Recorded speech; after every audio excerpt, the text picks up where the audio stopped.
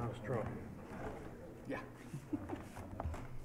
Right, so no free time out for the work session call at City Council meeting with the last building. I call to order this Grand Haven City Council special work session. Linda, would you call the roll, please? Vanessa? Here. Ruger? Here. Scott? Here. Fritz? Here. Michaela? Here. We have one item on our work session agenda this evening, and that's the MDOT Aeronautics presentation. I'd like to ask Pat McGinnis, our city manager, if he would introduce that for us, give us some background on why we're having this presentation today. Yes, Your Honor. The Michigan Department of Transportation Aeronautics Division provides a lot more than just simple administrative support and guidance. They also help us understand how our airport fits within the overall fabric of Michigan's air transportation services and what it does for our community. So they do a community benefit assessment, and tonight Hillary Hoos is here to present a PowerPoint presentation and answer any questions you might have. And I believe she came all the way over from Lansing, Michigan to speak with you. All right. Well, welcome, Hillary.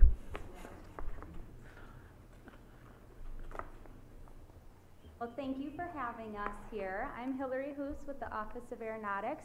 In the back, we have Kelly Badra, my counterpart with the Community Benefit Assessment. Could you talk right into the mic? People are listening on the radio. And then we have Jeremy Riley, who is the project manager for the Grand Haven area. Hey, welcome. So we're going to talk about the Community Benefit Assessment and the value and importance of Grand Haven's airport. At our office, we administer the Airport Improvement Program, which is also called the AIP, enforce the Michigan Aeronautics Code, administer Michigan's Tall Structure Act, which goes along with Michigan Tall Structure Permits, inspect and license all public use airports. We do airport planning and airport zoning, and overall promote aviation safety. Today we're going to discuss aviation in Michigan as a whole, the transportation networks, the business of aviation, how that fits in with Michigan's economy, aviation forecast, the MASP, which is the Michigan Aviation System Plan, CBAs, and the investments of the airport. So in Michigan, there's a lot of aviation. We have 226 licensed public use airports, 7 licensed public use heliports, over 13,000 active pilots, and over 6,500 registered aircraft. 17 of these airlines have scheduled airline service. We have 6 aircraft manufacturers in Michigan, 2 million aircraft operations annually, and 18 airports with regularly scheduled air service. Air service refers to commercial service or air carrier airports that have anywhere from 2,500 to over 10,000 employments annually. Aviation is one of the 4 main transportation networks that are available. Residents, visitors, and businesses use Michigan airports daily to transport goods, services, people in and out of the state and around. Aviation plays a unique role in Michigan due to the remote island locations, including Beaver Island and North Fox Island.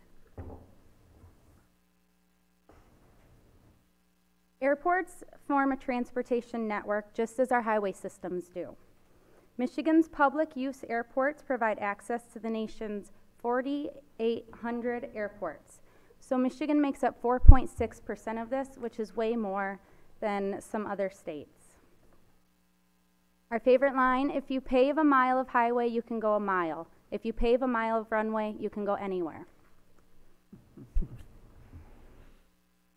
The business of general aviation.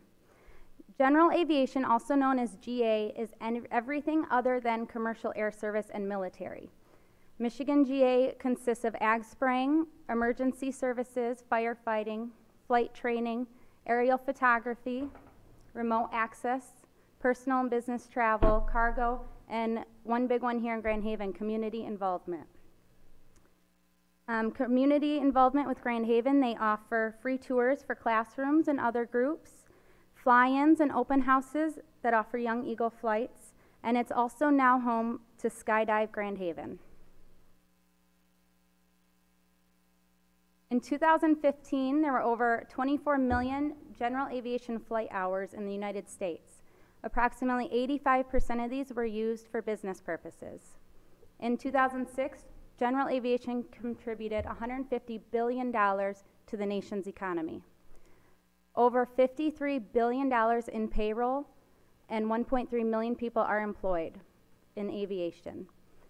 America's crop yields would drop by 50% without routine GA agricultural use. Aviation is vital to the economy and quality of life. It is essential to attract and retain industry. With over 1,000 companies and 1 million employees operate aircraft in Michigan. Aviation is important for when time is critical, such as overnight delivery, FedEx, UPS, or Amazon Prime packages, manufacturing with just-in-time delivery, police, firefighting, search and rescue, and health with air ambulance and even organ transportation. Michigan was 5th nationwide in number of business aircraft.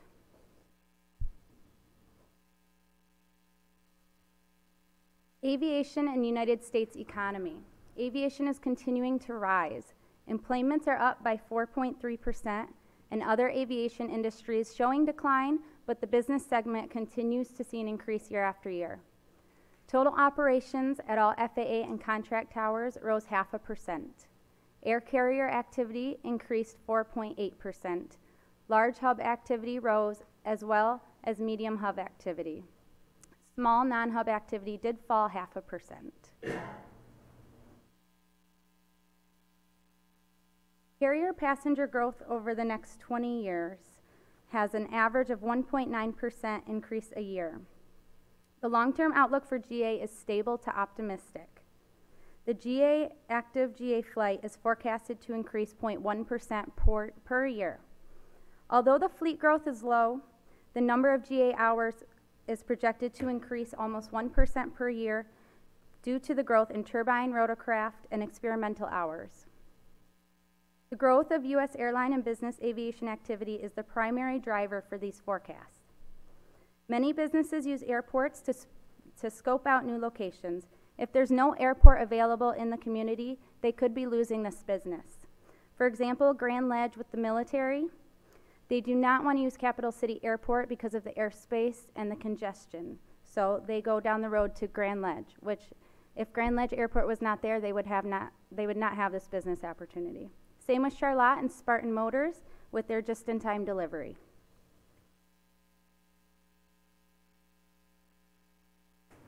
Here are a few charts. I know they're a little bit small up on the projector. We are looking at the increase in the experimental airplanes and fixed-wing turbines, all just how the increase and decreases have been working throughout the year. So on to the Michigan Aviation System Plan. We created this in 2017 as an update to the 2008 MASP. We partnered with Mead & Hunt, an economic development research group out of Boston. It is used as a key policy and guidance document used to determine federal and state funding in Michigan's public use airports. The overall statewide impact of Tier 1 and Tier 2 airports, which Grand Haven is a part of, was nearly $22 billion and about 184,000 jobs. Grand Haven Memorial Air Park is part of the West Michigan Prosperity Region. They rank second overall in economic impact in Michigan. So Grand Haven was a Tier 1 airport, which means they responded to essential and critical state airport system goals and objectives. 86 airports total were Tier 1. We had 28 Tier 2 and 112 Tier 3 airports. These are the rankings for Grand Haven Memorial Air Park in the MASP. We have a few 3s, the overall 1, and then NIPIUS inclusion for 2, and I will go more into this as we go. For Tourism Center, this is where Grand Haven was a Tier 1. Tier 1 airports had more than $125 million of visitor spending in the county. 35 airports in Michigan received Tier 1 status. Regional capacity. Grand Haven is Tier 2 for regional capacity. This means airports had between 29 and 39 based aircraft. 43 airports received Tier 2 status. 40 airports in Michigan were Tier 1 with over 40 based aircraft, and the remaining 143 airports had less than 19. NIPIAS inclusion. Grand Haven is Tier 2 for NIPIAS, which is the National Plan of Integrated Airport Systems. Tier 1 airports had commercial service, so we're automatically Tier 1s. Tier 2 airports are general aviation. 77 airports received Tier 2 status. The remaining 131 airports in Michigan are non-NIPIAS. So NIPIAS means that you are eligible to receive federal grants under the Airport Improvement Program. These are the areas that Grand Haven Airport received a Tier 3. For population center, we are looking for Tier 1 airports that will reach a defined population center within 30-minute drive time. Tier 2 were necessary to completely cover that 30-minute drive time to a population center. Business center was also a Tier 3. Same thing here, we were looking to reach all defined business centers within 30-minute drive time for Tier 1. Tier 2 was necessary to completely cover, so Grand Haven was not needed for these.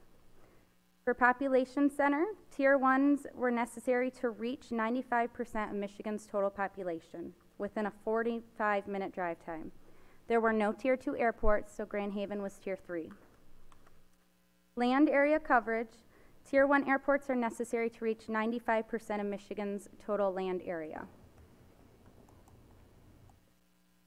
No Tier 2 airports were listed, and all other airports were Tier 3 again. Isolated areas, Tier 1 airports were airports that are located on one of the 5 islands that have year-round residents. Of Grand Haven Air Park's CBA. So it's a little bit small, but as you can see, they are listed as a Tier 1 with an arc of B2. We have our runway length and width, and then the activity data over on the right-hand side. In 2017, Grand Haven Memorial had 4,800 total operations and over 8,300 passengers. 12,000 gallons of 100 low lead fuel was sold. These numbers have had a substantial increase with the addition of Skydive Grand Haven. These operations have resulted in greater fuel sales, takeoffs, landings, visits to the airport, and tourism dollars spent in the community. These numbers do not reflect Skydive Grand Haven's addition at all. Here's a section of the Community Benefits Assessment. CBA worksheets were completed by airport managers to identify economic indicators and activities within each local airport. The worksheets were entered into our Community Benefits Assessment tool that gauges the economic impact of each airport based on data inputs. Direct impacts, so on-airport impacts represent activities that occur on the airport grounds. These would not occur without the airport. In this case, we have airport manager, an FBO, now a skydiving business, private businesses, and airport maintenance. We have 3 non-aviation related airport tenants. Off-site is supported by visitor spending impacts, which include off-airport expenditures made by travelers who are visiting using the airport. This information was captured using the visitor surveys received throughout the Prosperity region and the class. At Grand Haven, we have 22 off-site staff or cargo-reliant jobs.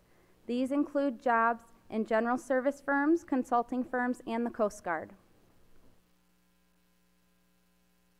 Impacts are reported as either jobs, income, or output. Jobs are those positions created as a result of the aviation industry. Income refers to payroll, the amount of money earned in a calendar year, as well as benefits. Output refers to business sales or business expenditures. As you can see, the Grand Haven Memorial Air Park has an impact of over $7 million locally and over $8.5 million statewide. The economic impact of the Grand Haven Airport is comparable to a manufacturing firm with approximately 50 employees. Here, it's very small and I apologize. It's just a copy of Grand Haven's airport report card. You can see this on our website, which is justmichigan.gov/AERO, AERO. We have the entire MASP as well as the report cards and the CBAs there. So a little bit about the interrelationships between economic impacts and how these numbers were created. Excuse me. Spin-off impacts are often reported as indirect and induced impacts. Indirect impacts include the income of businesses and supply goods and services to airports, tenants, companies, and receive visitors, such as hotels and restaurants, and off-airport dependent businesses. Induced impacts include the economic activity generated when direct employees and suppliers re-spend their wages on local consumer goods. The size of the spin-off effects vary with the scale of the economic region. The concept of spin-off impacts is simply that the dollars spent in the economy do not disappear. Rather, they move throughout the economy in successive rounds. When aviation-related expenditures enter the economy, they circulate among other industry sectors and create successive waves of respending effects, representing the full impact of each dollar generated due to aviation. Spending that occurs outside the area is considered economic leakage and is not reflected here in the economic multiplier. For our economic impact study, a different multiplier has been used for each of the two levels, statewide and local, to determine the correct spin-off and impacts. A smaller multiplier has been applied to local impacts, and a larger multiplier is applied to the state impacts to determine the spin-off effects in Michigan. The investments made by the airport. In 2017, they had a land acquisition for parcel E61, which was federal, state, local funded at 90%, 5%, and 5%.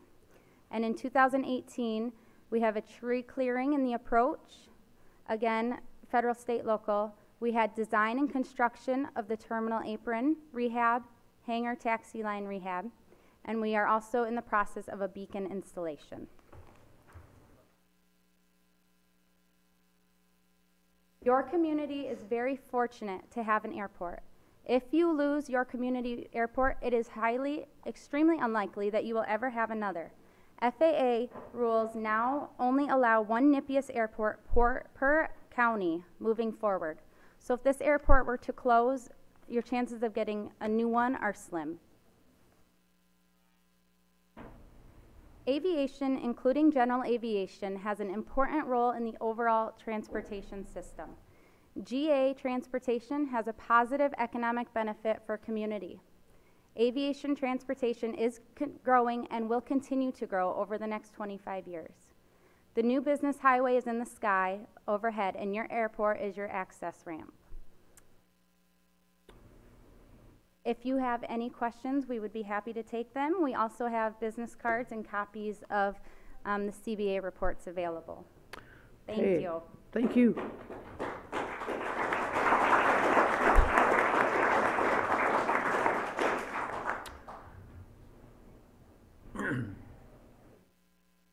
Does anybody have questions for Hillary while she is, or comments while she's here? Up to the microphone.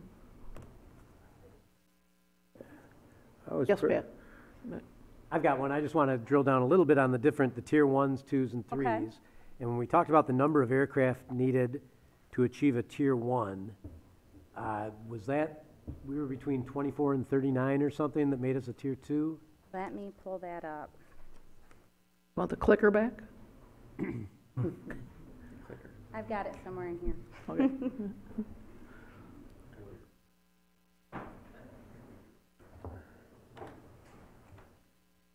Kelly, do you have that If you on want, you? you can get back with me, maybe just. I'm close. You got to come up to the Up microphone. the microphone, please. Yeah, because we're on the radio, and if you're not up to the microphone, they can't hear you. Oh, I found it. So tier 1 airports had more than 40 based aircraft. Tier 2 had between 29 and 39 based aircraft. So Okay. Grand Haven is a tier 2. And if those numbers have changed, we're more than happy to update these. Very good. I think we're probably at tier 1 now. I think Earl's told me we're at 40, 44 even. Well, you are an overall tier 1 as it is. Because we got the one Yeah, tier 1. because we went with the highest tier that the airport had received. So we did receive that one tier 1, so you are overall tier 1 airport. Oh, nice. That tier 1 is in resort, visitors, tourist location, and we're not likely to lose that No? unless Big Michigan goes away. Do you have a question, Michael? No, I was just looking at the report here and the direct effect and everything in that. I was pretty impressed with that. It was over $7 million of Yes. the impact in the community, so it's a very viable airport. And also, we've had some businesses, I know I'd like to use it even more if they possibly can do it in the future, so this is pretty impressive. Thank you so very much, Jorge. And like I said, that does not include the Skydive Grand Haven, so I'm sure those numbers have drastically I'm increased. sure it's going to go up a lot more. Yes. And anytime that you get the new numbers from Skydive Grand Haven, you can reach out to me, Kelly Badra, and I can update the tool and give you a new community benefit assessment. Very good. Anybody else? No. Thank you. Yeah, thank you.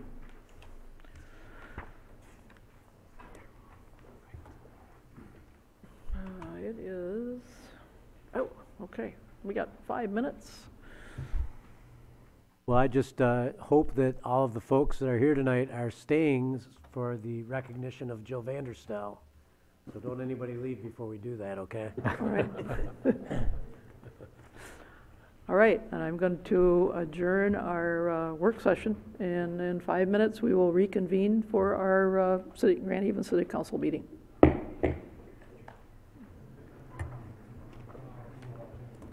Pretty impressive. Yes. Got a big crowd.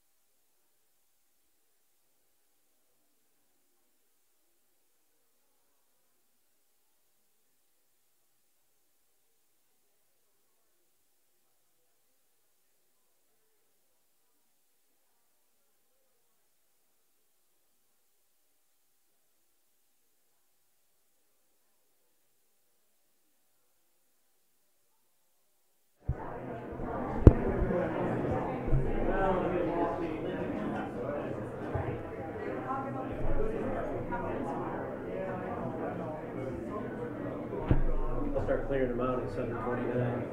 Yeah, The lights on. it's 7:29. It's 7:29. Okay, if everybody, we got 1 minute to 7:29. starting our council meeting. If everybody could find a seat, that would be really good. Get back in here. Get back in here. That's what gavel's for. It was easier this way. Bang on that desk.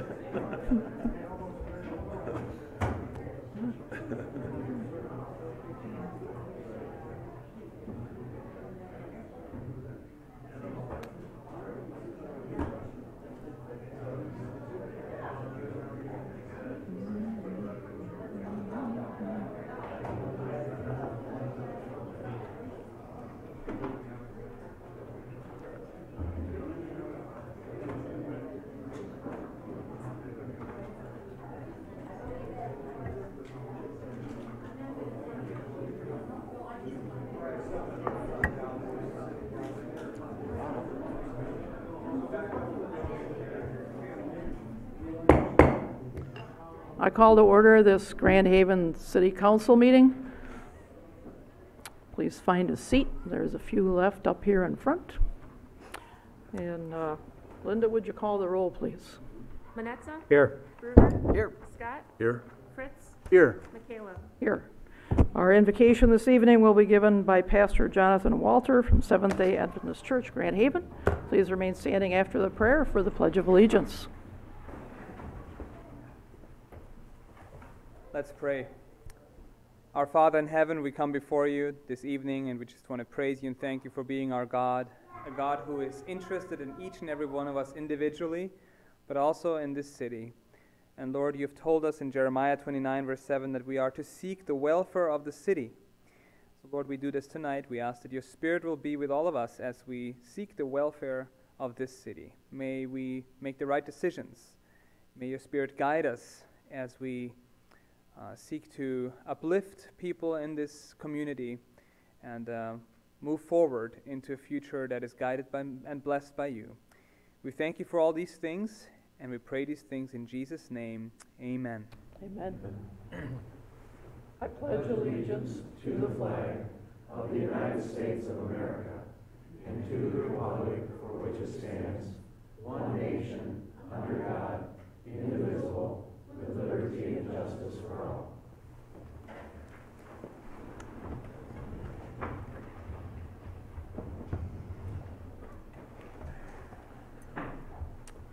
Well, we have a very special presentation to make this evening. Jill Vanderstel recently retired as the head of NORA, the North Recreation League Association. And so we want to just thank her for all the years that she has spent working in recreation in Grand Haven in North Ottawa County. And so if Jill, if you want to join me up at the microphone, I will come with this.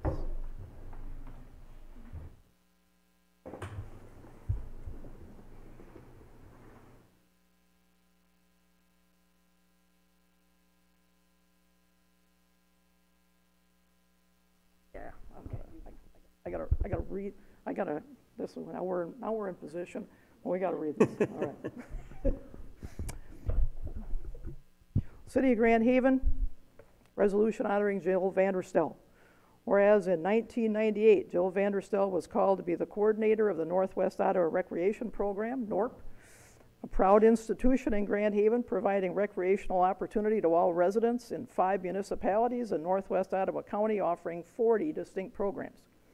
And whereas during her time leading this program, Jill expanded the offerings to include over 170 programs and converted the program into a formal authority where NORP became the Northwest Ottawa Recreation Authority in 2009, pursuant to the Michigan Recreational Authorities Act of 2000.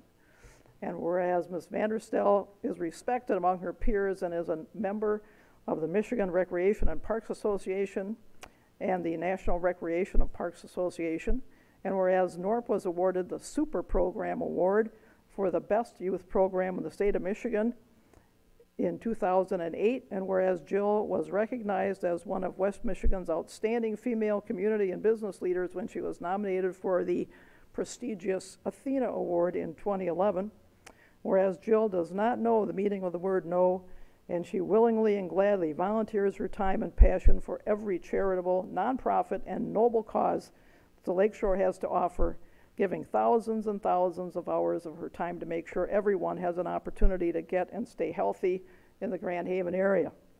Now therefore be it resolved that the Grand Haven City Council congratulates Jill on her well-earned retirement and wishes her many happy, healthy, and prosperous years ahead.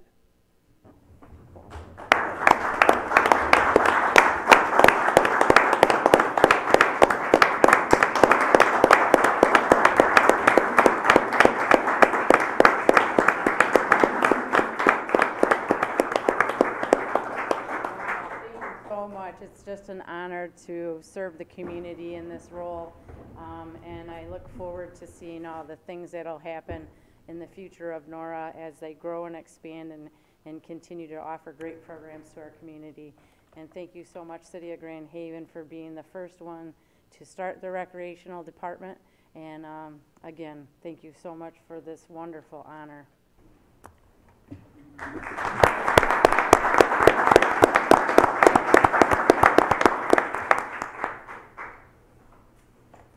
And if you think that Jill didn't get a party, it was last weekend.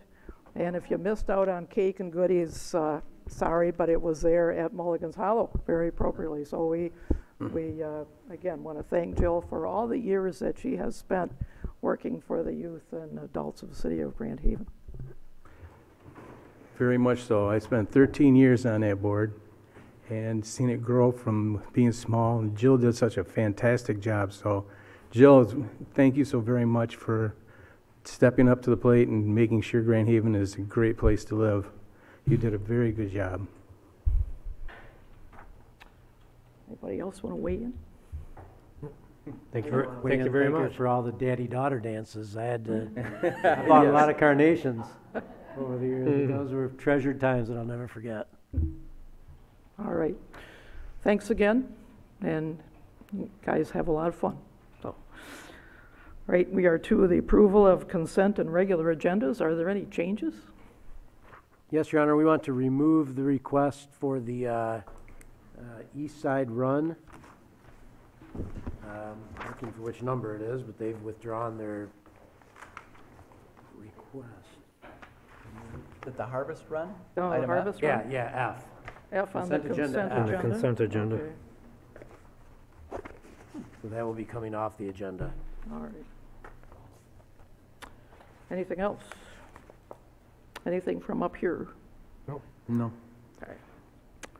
So, I'll make the motion. make a motion for approval of the agenda with the one item deleted. I'll make the motion for approval. Second. All right, No care. No, okay, all right. Support? all right. If there are no other comments, we will vote. Manetza? Yes. Bruger? Yes. Scott? Yes. Fritz? Yes. Michaela? This council on anything that you have on your mind. Tell us who you are, where you live, and we would be happy to hear from you. Good evening. My name is Earl Bears. I'm the airport manager at the Grand Haven Airport, as well as the fixed-based operator. And so I have a couple additional comments on our airport activity. And of course, what we just MDOT reported on was based more or less on the year 2017.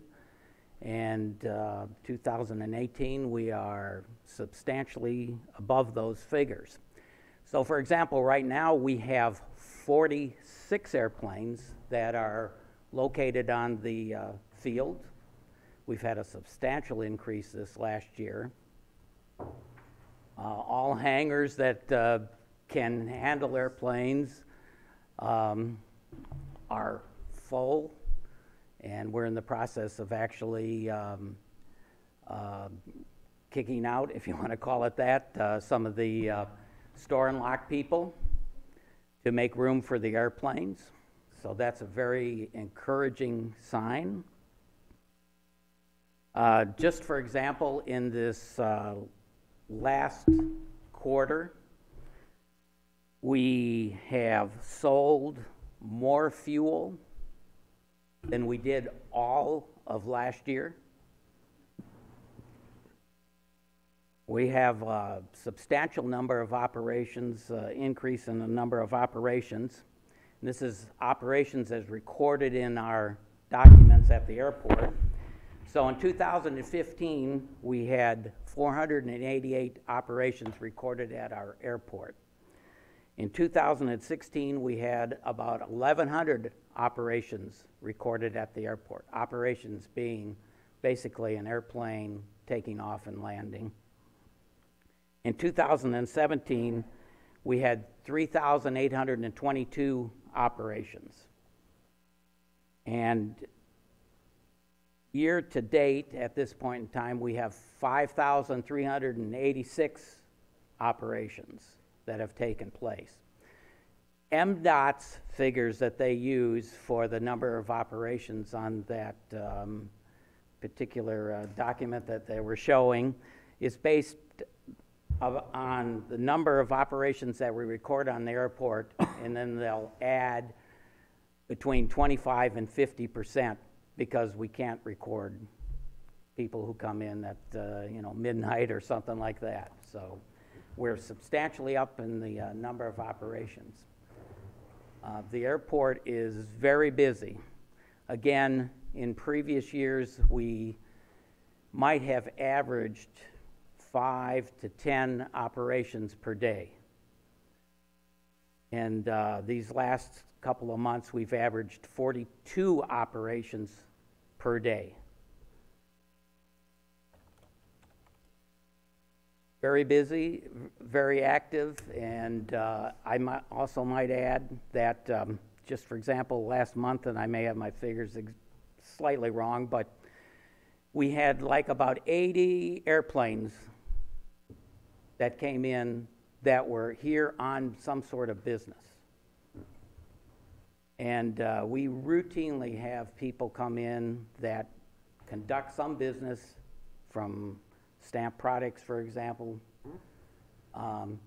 They may be working on some shifters that they may be selling, and there might be 1 million of these shifters at $25 each. And the people that come in here might be bringing a purchase order for 1 million of these shifters. It's pretty substantial to the community. Any other questions? All right. Well, thanks, Earl. Appreciate the added information. Thanks. I just think, Earl, you took a stagnant airport that was stagnant before you took over, and you made it a thriving airport, and I think that's a great accomplishment what you've done over the last 2 or 3 years. I think you've done a marvelous job out there, and I think it shows. Thank you.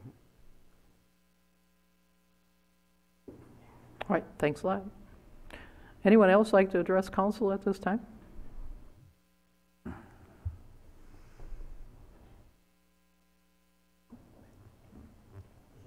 Proper time for it. I was going to bring some comments about the solar contract you're talking about. I think I should wait till after the BLP talks.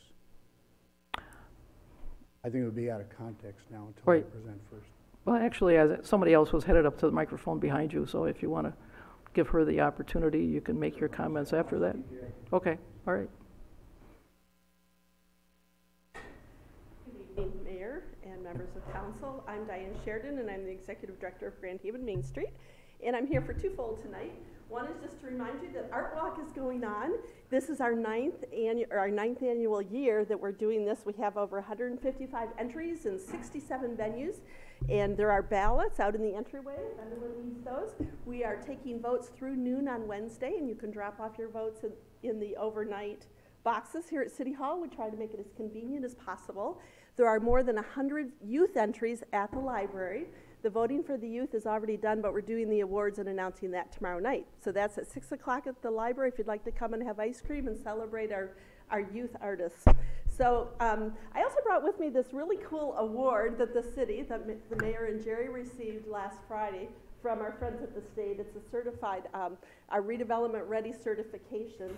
And I'm really proud of the efforts that the city staff did along with the Chamber of Commerce and working with the state, with the MEDC and with Michigan Main Street folks to earn this certification. And I have a statement I'd like to read because what a lot of people don't realize is this particular award couldn't have come at a better time because it was actually designed and created by hand by an artist. And so it is very fitting it's on display at Art Walk. It was created by Dace Kenigschnitt, and Dace used to work for Michigan Main Street. He now works with MISHDA, and he has Dace K13 Metal Arts in DeWitt. He's an artist blacksmith creating functional and artistic metalwork for home, garden, and public spaces. His mom was an artist and his dad was a metal worker, so it was only fitting that he'd have artistic skill and want to put it to work with metals. He takes great pleasure in the process of creation, the planning, the sketch, fabrication, and delivery, and it's a great intellectual exercise and challenge, and it's motivating, and his craftsmanship speaks for itself. So this is on display in the office as an additional Art Walk entry on exhibit. So congratulations, Mayor and Pat, and please stop by and take a look at his artist statement. So is that a one-of-a-kind, or Actually, does this go to all of the RSC? Yeah. Okay. They're each individually made and crafted, so it'll be a little unique. All right. Awesome. Thank you.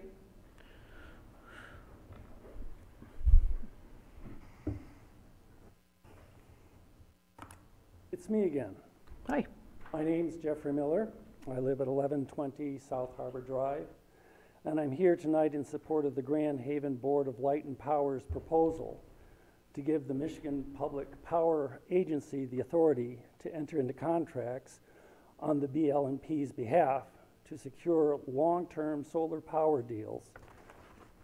The Board of Light and Power is showing deference to the council, as you have previously asked it to do, in asking for your approval of this kind of project, since it is a financial obligation and of substantial means, and the time frame is rather long.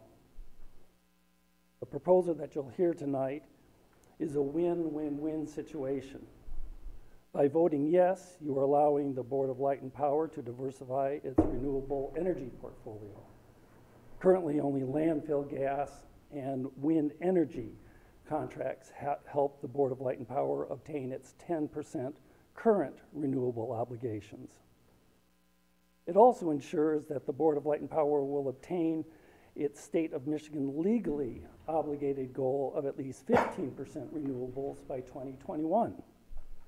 It also reduces the cost of electricity to all Board of Light and Power ratepayers, given how the contract's percentage megawatt hours are competitively priced and are considerably less than the megawatt hourly rate when the Sims power plant is in operation. So a vote tonight to approve the proposal will demonstrate your concern for the ratepayers, for the environment, and the Board of Light and Power's efforts to be a progressive steward of our community's electrical needs.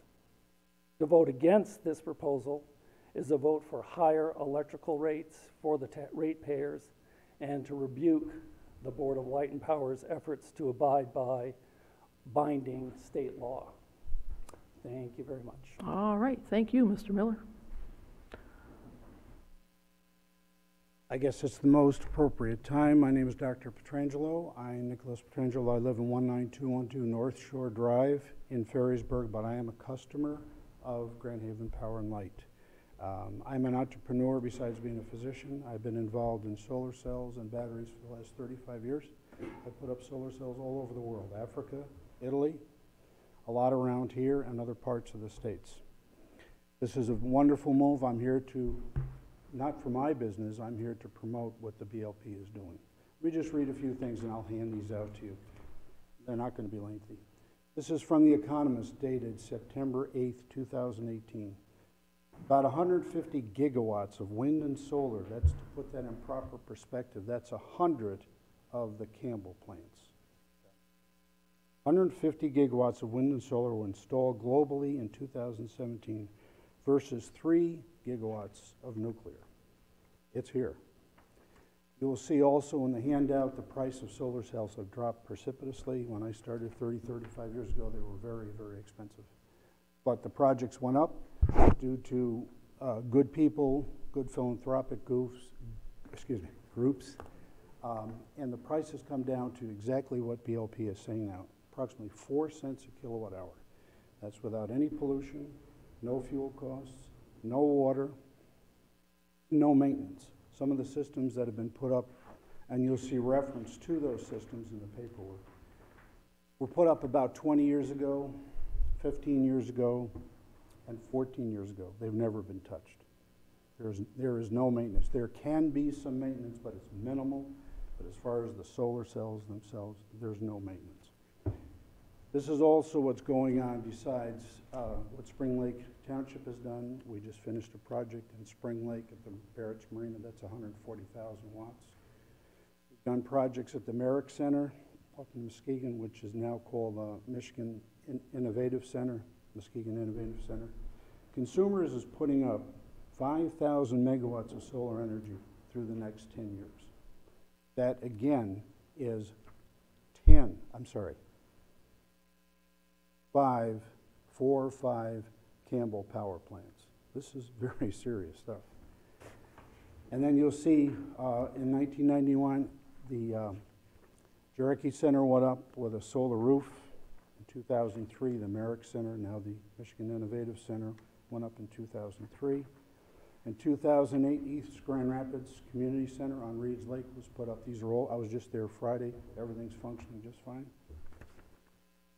And you'll see the power produced, and then I'll end, at Barrett's Marina, which was put up 6 months ago. And that has produced over, now I'm switching from megawatts size to megawatt hours, 100 megawatt hours in 6 months. That's worth on the market, not what you pay for it, but the actual market cost. That's worth about $16,000 to the customer, who was Barrett's Marina. He makes his own power. And in a full year, that will go up to $24,000. So I'll pass these out to you, and great adventure for me. Thank you for your time. You bet. Thank you. Anybody else like to address council at this time? Thank you.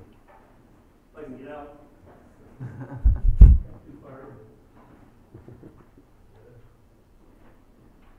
John Nash, Spring Lake. A couple things. On the airport thing, and I'm a little bit out of the loop on this. I don't know whether we're talking about eliminating the airport or just adding solar panels to places where there's not runways. I would never favor eliminating the airport, but there certainly is a lot of space out there that it seems to me could have solar panels, so that would be my suggestion. And by the way, I think there's some things that are thought about solar that are just incorrect. First of all, when do we need the most power? Not in the winter, in the summer. When do we have the longest days? In the summer. When does solar work the best? In the summer. I have solar on my house. We pay no electric bills from March to November. In fact, we get money back. We put them on the fire station in Spring Lake. They've worked fantastically. There's no carbon footprint, like was just said. They last for a long. There's solar cells that were put up in 1955 that are still functional. And they work. Using Grand Haven, for example, West Wind, a beautiful company in your city, in the time they've had their solar panels, they told me the other day that they've eliminated as much carbon as 1,800 trees. And I know that trees are important here, they're important everywhere. That would be the solar comment. The other comment I would want to make is the marijuana resolution. As far as I'm concerned, the proposal that will be voted on November 6th, there's absolutely nothing good about it. And by the way, Spring Lake Township did vote to pass a resolution. But it's problems for the children, it's problems for the families, it's problems for the communities, it's problems for the businesses, and maybe you should look at what's going to happen to auto insurance rates, probably like it happened in Colorado, where in Colorado they went up 30%. and in Nevada, they went up 40%, considering we already have the highest auto rates in the United States. So I hope you give that a lot of thought, because in my mind, the marijuana proposal is the worst thing that's happened in Michigan. Thank you. Thanks, John. Anyone else want to address council at this time? If not, we will move ahead with our consent agenda. So Linda, would you read that, please? To approve the special council work session and regular council meeting minutes of September 4th and 17th, 2018.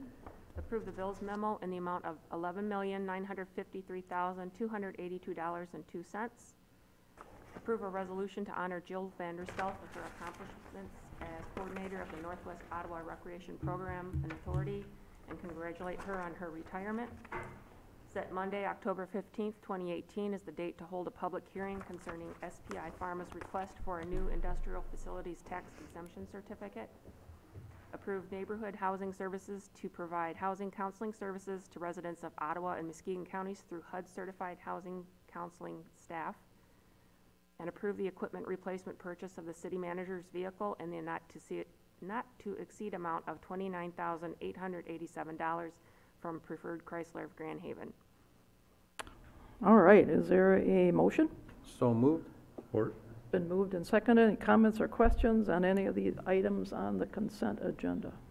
Yeah, well, I'm just gonna make a comment is that, out of the over $11 million, over $9.5 million of that is a tax collection, which kind of like comes in and goes out. If we could just make a few pennies on it, even more than we do, it would be a lot nicer for us here, but we have to pass it on to other entities. So just let everybody know that 11 million isn't actually what we're spending. We don't get to keep it. We don't get to keep it. It just came in and it went out. That's right. All right, any other comments? Nope. If not, we will vote. Bruger, Yes. Scott, Yes. Fritz, Yes. Manetza, Yes. McCaleb. Yes. All right, at this point, I will open the public hearing regarding the application from, well, I hope I'm going to pronounce this right, Napoti, because I will find out soon if that's wrong or right. Incorporated for a new resort Class C liquor license issued under the provision of MCL 436 dot and a whole bunch of other numbers. So is there anybody, if we have to be official, it's 1531 and a 4 in parentheses. So is there anybody here that wants to address this item in the public hearing?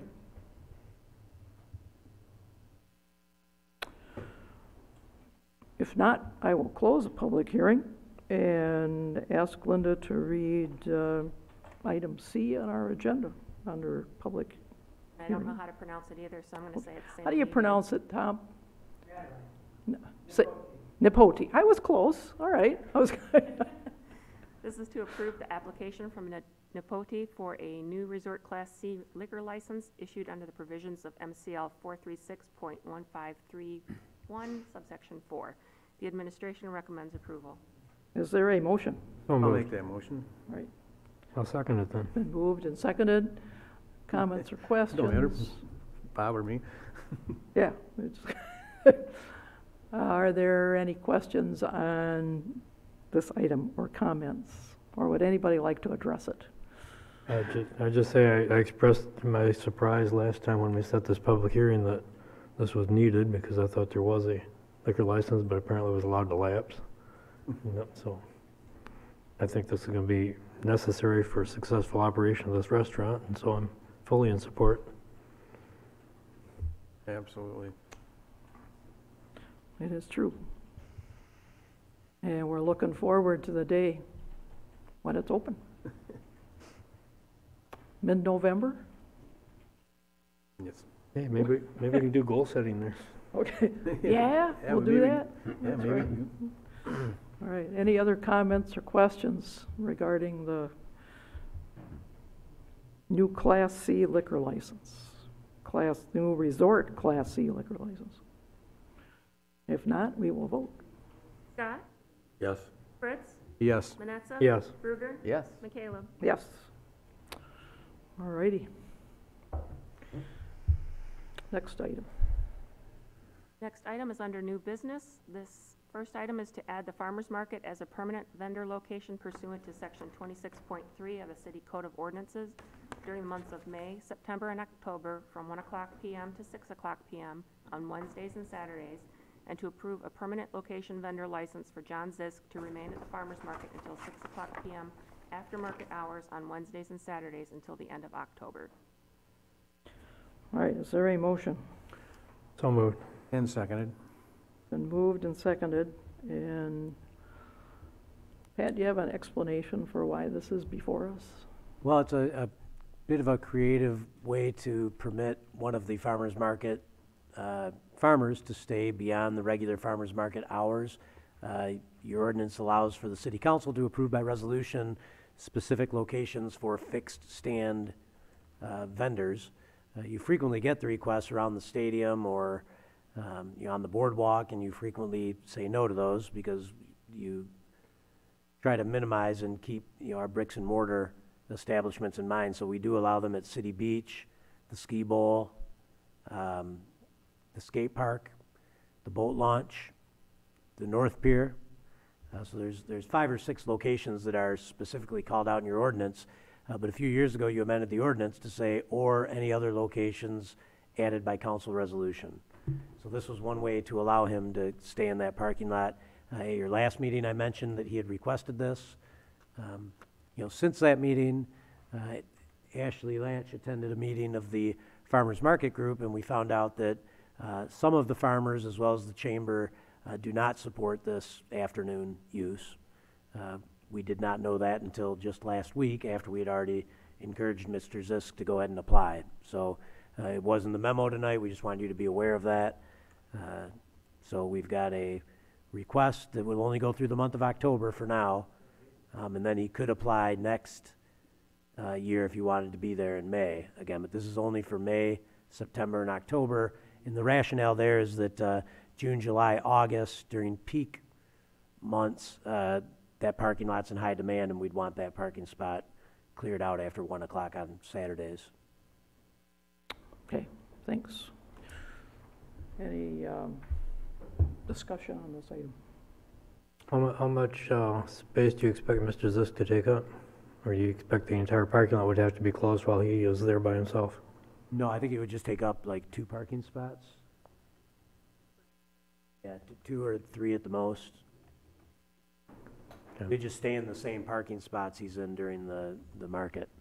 Okay, so as far as, unless a whole bunch of other people decided to jump in on this, it would be, yeah, much of the parking lot would be available for use.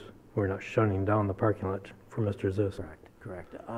Just to clarify, the opposition that was voiced was based on a concern by some of the other farmers that people will start getting the idea that the market's open until 6, and maybe they'll decide not to come down until 2 or 3, and therefore maybe miss the rest of the market. That there would be some miscommunication or confusion about what the market hours are, when the market's always been over at 1 o'clock in the past. So that's I think why they. Do you think people would do that more than once? Oh well, yeah, probably not. Yeah. Well, I don't know, just looking at it as a location for permanent vendor location, this makes sense. It's used, it has a reputation for being used that way for farmers market. Other sites around the city, there was reasons why they weren't appropriate, but this already has an established traffic to it. It already has an established use as a vendor location, and while I can't really quite grasp the concern about the hours, I don't doubt that there's a genuine concern, but I would think that that's a matter of communication. So I would tend to favor this. I see it as a location that makes sense.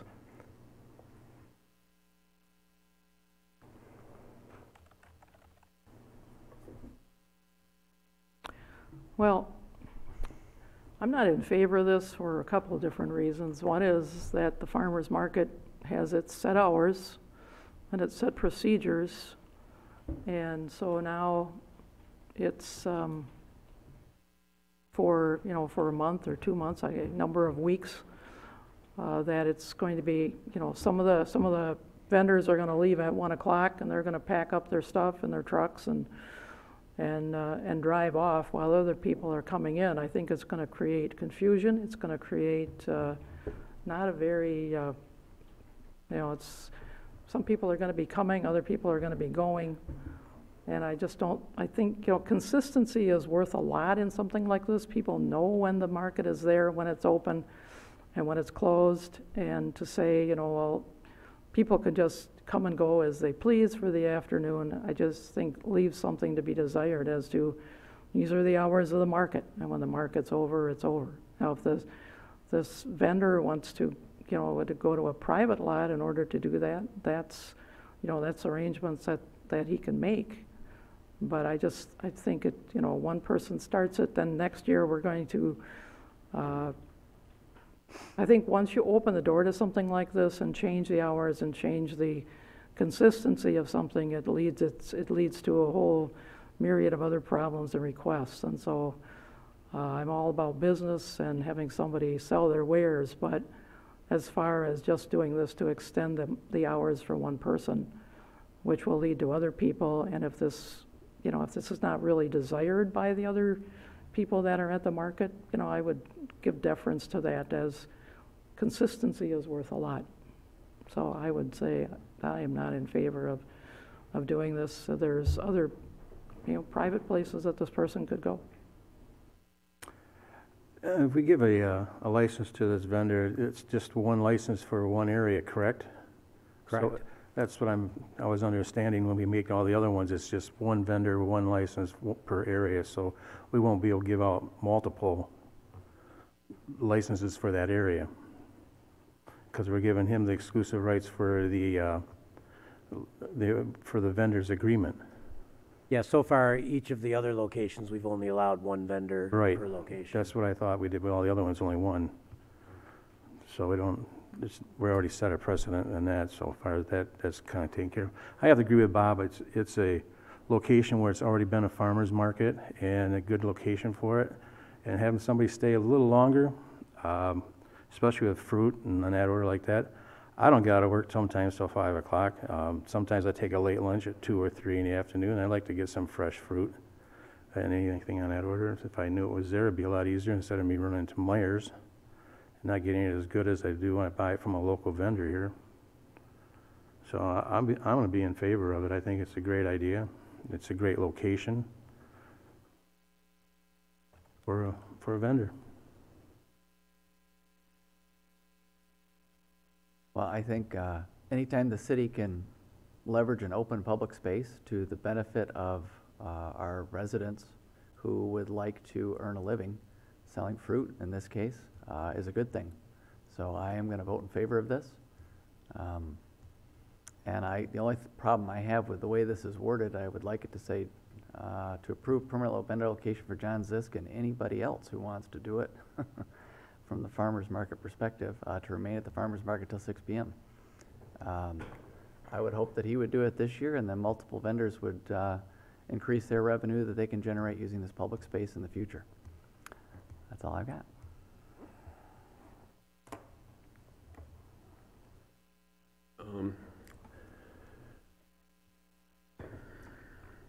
I can see a concern with September and even in May, because the parking places are premium places over there in the farmers market. Not like June, July, and August, of course, but they're still used a lot. So I wouldn't like to see the whole farmers market be open till 6 p.m. And we're giving exclusive rights for one vendor. A little hard time with that, but so this stays in effect, Pat, for there's no, it doesn't have any expiration date to try this? You would just pass another resolution to remove it as a location if you decided you didn't want it to be a location anymore. This resolution doesn't presume any end date. Okay. Just point of clarification, if you say there can only be one vendor, does everybody else have to leave at 1 o'clock? Or can everybody else stay? So you're saying everybody else gets booted at 1 and he can stay? Well, what happens if you name this as a permanent location, vendor location, then the applicant applies to the city clerk for a vendor license to occupy that space. And I'll have to look at a real close reading of the ordinance tomorrow, but precedent is that we only allow one vendor per spot. You've got one at City Beach, you've got one at the skate park. So the bread guy's gotta go and the cheese lady's gotta go, and he can stay. Well, they would have to apply for a permit, and I would have to look at the ordinance to see if it allows multiple. This seems like opening a can of worms to me. That's why I'm gonna vote against it. Well, it sounds like everybody else wanted to leave because they wanted to be out of there by 1. And this guy wants to stick around and do business. Well, have we heard from the rest of them? This is the I only don't one know. we've ever heard from. This is all I've If the seen. chamber wanted to ask for extended hours, they could do that. Because you give the chamber approval for their special event all summer. They get Wednesdays and Saturdays from dawn till 1 p.m. They get to use the farmer's market. And, so if they wanted to extend it for all of their farmers, they could request that. This is just one guy. He's the only one that's asked. Right, I look at the way something works. And so everybody else is gonna pack up and get their stuff and their trucks and move out of the parking lot while other people are gonna be walking in and shopping. That sounds to me like chaos. How can you even, if you're inviting other customers in while you're packing up your stuff because you have to leave, how does that work? I think this needs to be, I think this needs a little bit more of a scrutiny, because this sounds like confusion to me, by saying that everybody else has to go. Now, how do we know they all want to stay until 6 o'clock when it's dark in October? I don't know, I find this confusing. We have a person from the chamber here. Has there been any interest in running the farmer's market later? Is there any questions about why? I don't know what the history of the 1 p.m. cutoff time is, if that was chosen arbitrarily or if that was chosen trying to free up parking spaces or why. So what is the interest? It's, well, the farmers that are typically there from May through October come early and want to leave by 1 o'clock. A lot of them want to get back to their farms and do other things, but in the summertime, that parking lot needs to be cleared out usually by the time they're gone, it's like 1:30, 2 o'clock. They're open until 1 and then they pack up to go. But there are issues with people wanting to get in, to go fishing, it's a really, really busy parking lot. So I think that was a compromise that we had with the city to allow that parking lot to be used both on Wednesdays and on Saturdays. Saturdays are typically worse than Wednesdays. John is the only farmer that has ever wanted to stay late. And I recall this kind of started, Pat, if I remember, you wanted to be in the marina parking lot at one time selling apples on Saturdays and in the afternoons, and I think that was allowed. So he's kind of gotten the idea that he could do that, but there are no other farmers that really want to stick around at this point in time. We could extend the hours, but I'm not sure that everybody would stay. So given the opportunity, few or no other vendors would stick around anyway. At this point, I've not heard an interest. I think you could have issues with other types of vendors that would see somebody there selling something that may want to be there because it isn't a formal farmer's market, if you will, at that point in time. So I think Jerry's right. It does open the door for some other types of vendors that may feel that they should be able to be there. They'd have to apply for a permit. They'd have to go through that process, but And it would be discretionary on our part if we want a guy down there selling sandals or whatever. it would be, yes, it would be up to you to do that. One of the other things that I just found out about today that I think you'd have to have some code enforcement. It appears as though John has put a number of signs up all around that area now promoting his business or promoting the apples. So you know, it's something that you'll have to watch, and it's not really affiliated with the farmer's market itself. So I think there are just some other things that may happen down there that you may want to be aware of. I wish I could count all the illegal signs I've seen lately. I know. But I It's ran out of just- fingers and toes. It's challenging. I get them in my front yard all the time. I'll bet. Thanks. Any other comments? The only other comment I've got on this, and to further reinforce my desire to have this, is since I've arrived on council 2.5 years ago, we've talked about the shoulder seasons and trying to get more businesses and more activity downtown. And by extending, you know, maybe formally for the farmers market, which would have to be a vote on their part, in the May, September, October, those beginning and into summer when there's not as much going on downtown, and the idea is to get more people down there to spend money, this seems like a great idea.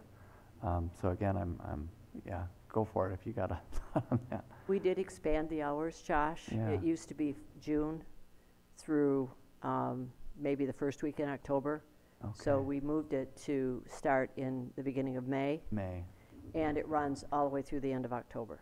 So we did expand with the shoulder seasons in mind.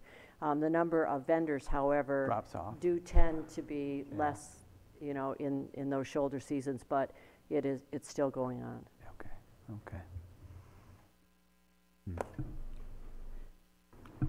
I guess I'm in favor of trying this, you know, and then let's see what other vendors are going to do.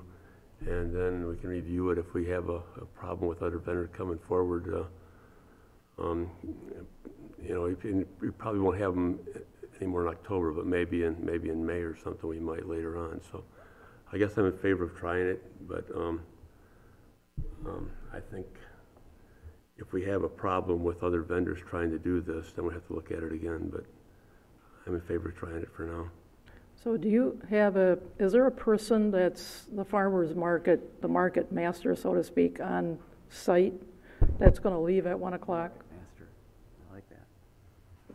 Yes, we do have a market master there, and then in the summertime we have a couple interns that are there as well, because we run a lot of programs for Senior Fresh and POP, which is produce for kids, and then there's the food stamp. I mean, there's a lot of programs that we run that we have to have somebody there to manage. At 1 o'clock, that ends. Right. So if someone comes down and wants to use some of their tokens or some of the double up food bucks that they get, they won't be able to do it at that point in time, because that would really kind of create some issues back for our accounting. And your person isn't going to stick around? No, They're no, going at 1 o'clock? she's there from 6 o'clock in the morning, 7 o'clock in the morning, and then leaves it at 1 o'clock. Right, thanks. I think we're ready to vote. Fritz? Yes. Manetza? Yes. Bruger? Yes. Scott? Yes. McCaleb? No. Next item. Next item is to approve a lease agreement with Michigan Office Solutions for printing services contingent upon city attorney approval, and authorize the mayor and city clerk to execute the necessary documents. The administration recommends approval. Is there a motion? So moved. Is there support? All right. Pat, do you want to explain this item? This is Ms. Or this is Ashley's item. She can All right. explain it. All right.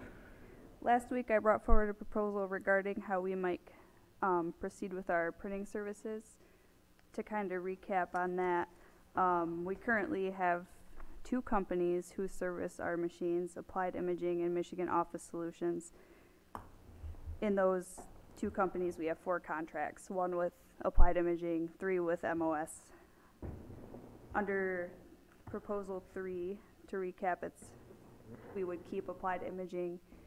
We would leave their contract as is, and with MOS, we would pursue a 5-year lease agreement in which we would have a brand new fleet of Xerox printers, lower print costs, and the lease term would be locked. in that 5 years, we would see a 27.8% monthly cost decrease. And as you can see in your packets, we have the contract with them. Everything appears to be as presented in the previous meeting. You might notice the monthly payment is less than $100 more than I originally presented. That is because after discussing with Matt, our IT director, he decided to keep some finishers on the printers, which added a slight cost increase. For example, a staple feature or 3-hole punch feature. So that reflects a slight increase in the price of the machines. But if you have any questions regarding the contract before you at this time, I can attempt to answer them for you. Otherwise, information stands as I presented last meeting. So is the 5-year term at our request or at MOS request? It's their standard municipal lease agreement. But they manage it through a third-party vendor, in which it's pretty flexible. If we had any issues, we could swap machines or reconsider the agreement. But we're obligated for the term of the agreement because. Well, the cost that's presented to us is based on a 5-year breakdown. Okay. So if we choose to end early or consider different machines, we'd be obligated to make up for that cost that we, I'm trying to think of how to word that. We would break an agreement that we have at a lower cost because of the 5-year agreement. So we would have to, make up for that lost expense for them.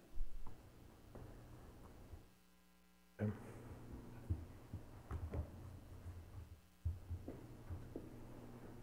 Anyone else? Okay, questions? No, sounds good. We're okay. Ready to vote. Manetza? Yes. Ruger? Yes. Scott? Yes. Fritz? Yes. Kayla? Yes. Next item. Next item is to approve local vendor purchasing preference of 4% pursuant to Section 2-141 subsection A of the City of Grand Haven Code of Ordinances. The administration recommends approval. Is there a motion? So moved.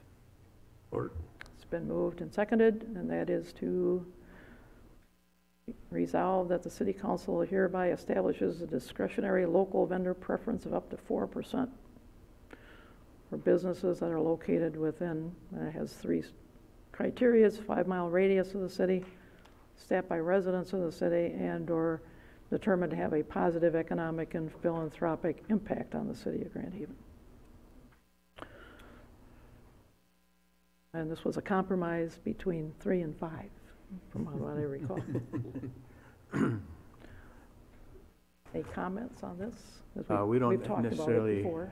we don't necessarily have to go with a local vendor if we don't want to. Is that correct with this? Correct, it's discretionary. It's just, very good. Just want to make sure. I'm very pleased to see this go from 3 to 4%. Our local companies support our local businesses, our schools, the nonprofits. They hire locals, and if we can give them a little bit of extra wiggle room when they come to competing with the big box stores like Home Depot and so forth, all the better, because those dollars come right back to the city of Grand Haven and to benefit our residents, our public schools, and our community. So I'm thrilled to see this increase from 3% to 4%. Would have been in favor of 5, but as Jerry said, I think 4 is a good compromise, and moving forward with this change. So I'm excited about it. And I like the 3%, but I'm willing to compromise also.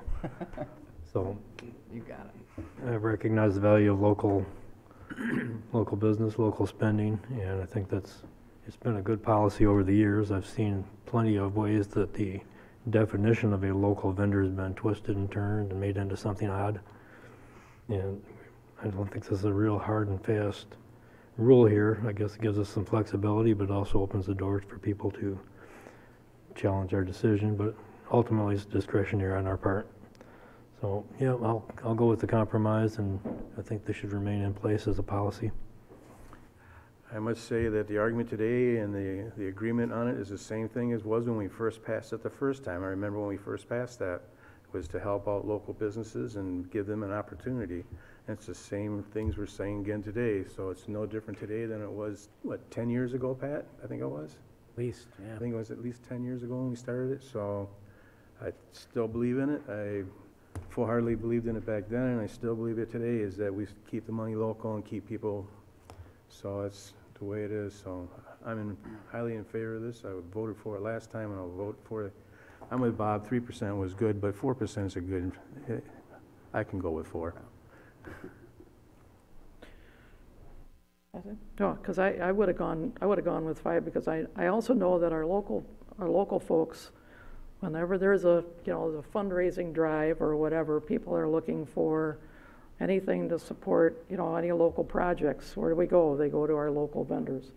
And so our local folks are very generous in supporting projects that we have around the community. So in order to give this break for local vendors, I think is just a payback to our local folks that do good business and take good care of our community. So it's a very good thing to do. And I think we're ready to vote. Bruger? Yes. Scott? Yes. Fritz? Yes. Manetza? Yes. McCaleb? Yes. Next item. Next item is to approve an agreement with the North Ottawa Recreation Authority to provide administrative support services for the authority commencing April 1st, 2019, and authorize the mayor and city clerk to execute the necessary documents. The administration recommends approval. Is there a motion? So moved. It's been moved and seconded. Pat, do you want to explain some of the provisions of this proposed agreement with the North Ottawa Recreation Authority? Well, our North Ottawa Recreation Authority has been in existence, as we mentioned earlier. I think they became an authority back in 2009 or 10. And the schools, Grand Haven Area Public Schools, have issued notice that they will no longer provide administrative services in the future. So the city has agreed to provide those services to NORA, and this agreement would set up the framework for us to provide those services, much like we do for the Sewer Authority, the Downtown Development Authority, the Transit Authority, and the Dispatch Authority.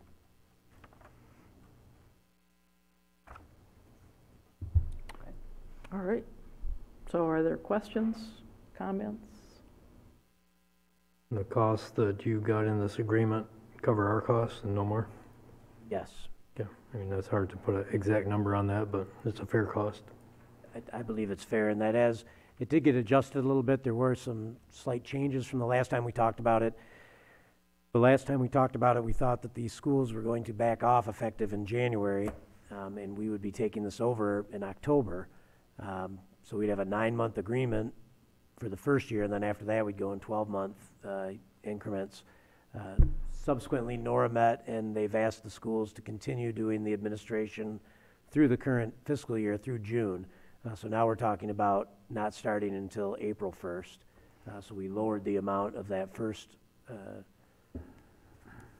portion of a year, and then we'll just pick it up on July 1st like we'd originally proposed. And we will be doing the recruitment effort for a new program coordinator, given that the previous coordinator has retired. Now, the employees of NORA remain school employees, or they become city employees at some point? The coordinator will be a city employee. The 2 other employees will remain school employees until they resign or retire, at which time I believe the city will be hiring, and they'll be city employees after that.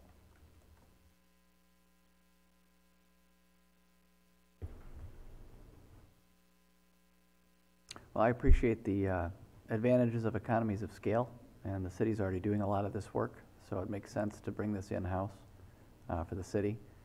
I see our Spring Lake Township folks are here tonight, and I'd love to invite them to join NORA. Sorry, John, I had to throw that out there for you. You beat me to the punch. Yeah, I know. Did I beat you to that, Mike? Sorry, you Yeah. can double down.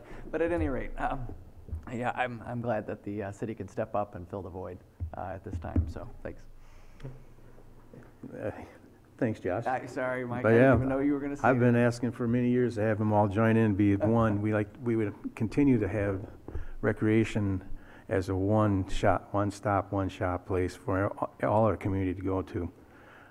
This is, I think, kind of goes full circle, because if you remember hearing Jill say that recreation started in Grand Haven, and then it went to Nora, and then, Norp, and then Nora, and now we're starting to take it back again a little bit in just this form only right now, but still, it's coming back to Grand Haven.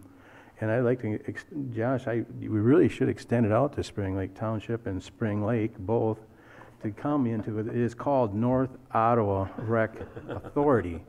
It would make it, it would be really complete. It would be really complete if we could get them to come aboard and have a voice on a board, which makes all of North Ottawa, makes it complete. So, thanks, Josh, for opening the door. Yeah, there you go. I would just like to also say, John, we might as well make it, yeah. If you could find your way to do that, John, that'd help, yeah. It'd be really excellent for the whole community. Yes. Be all one. We have Joyce sitting here, which works on the committee. She knows exactly what I'm talking about. I've been saying it for how many years, so.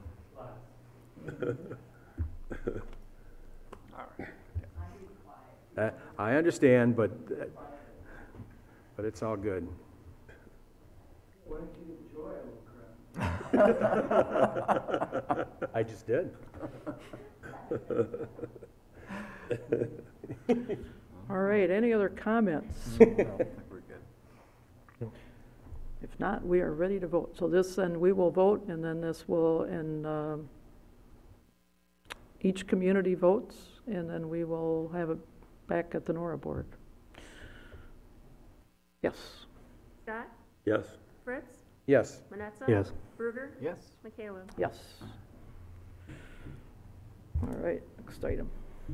Next item is to approve an energy services project transaction authorization between the Michigan Public Power Agency and the City of Grand Haven to allocate 10.5 megawatts of solar energy power in Lenawee, I think that's right, Lenawee, That's what it looks like to me. Calhoun counties for a 25-year period, and authorize the mayor and city clerk to execute the necessary documents. The administration recommends approval. Is there a motion? So moved. Second. Or seconded, whatever. Been moved and seconded. All right. In explanation of the item. Well, the brief memo in your packet was really a recitation of some information I received from Dave Walters, and David is here tonight. If you wanted to have him give you an explanation or ask him questions, he's been good enough to come down and make himself available along with some staff and board members, so. I hate to have him sit through all of this and not get the opportunity to speak, so. Welcome, Dave. Thank you.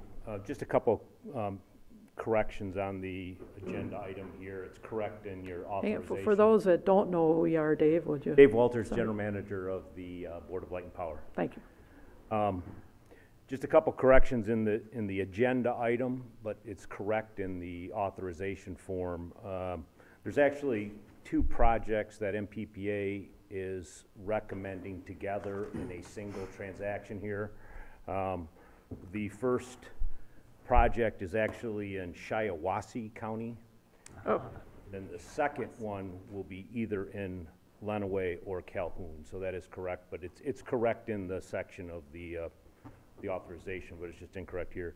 And then also just the way they do business with this particular authorization, and I can kind of explain this if you want me to, but basically the mayor and clerk do not exercise these. There's a special contract that we're operating under, and the form has to be signed by the member authorized representative that's appointed by the city, and that's me. So it doesn't, if somebody wants to become the member authorized representative, that's fine, but that's just how this particular document is drafted. So other than that, just a little bit of background here.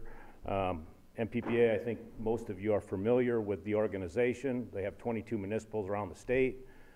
They buy and sell power on behalf of their membership. And several years ago, they identified a need for, the membership identified a need for solar energy. So the agency went out and went through about a 12 to 18 month process. I'm not exactly sure on the exact amount, but spent a lot of time looking at various counterparties, looking at various projects, and whittled it down to several projects that are far along in the process.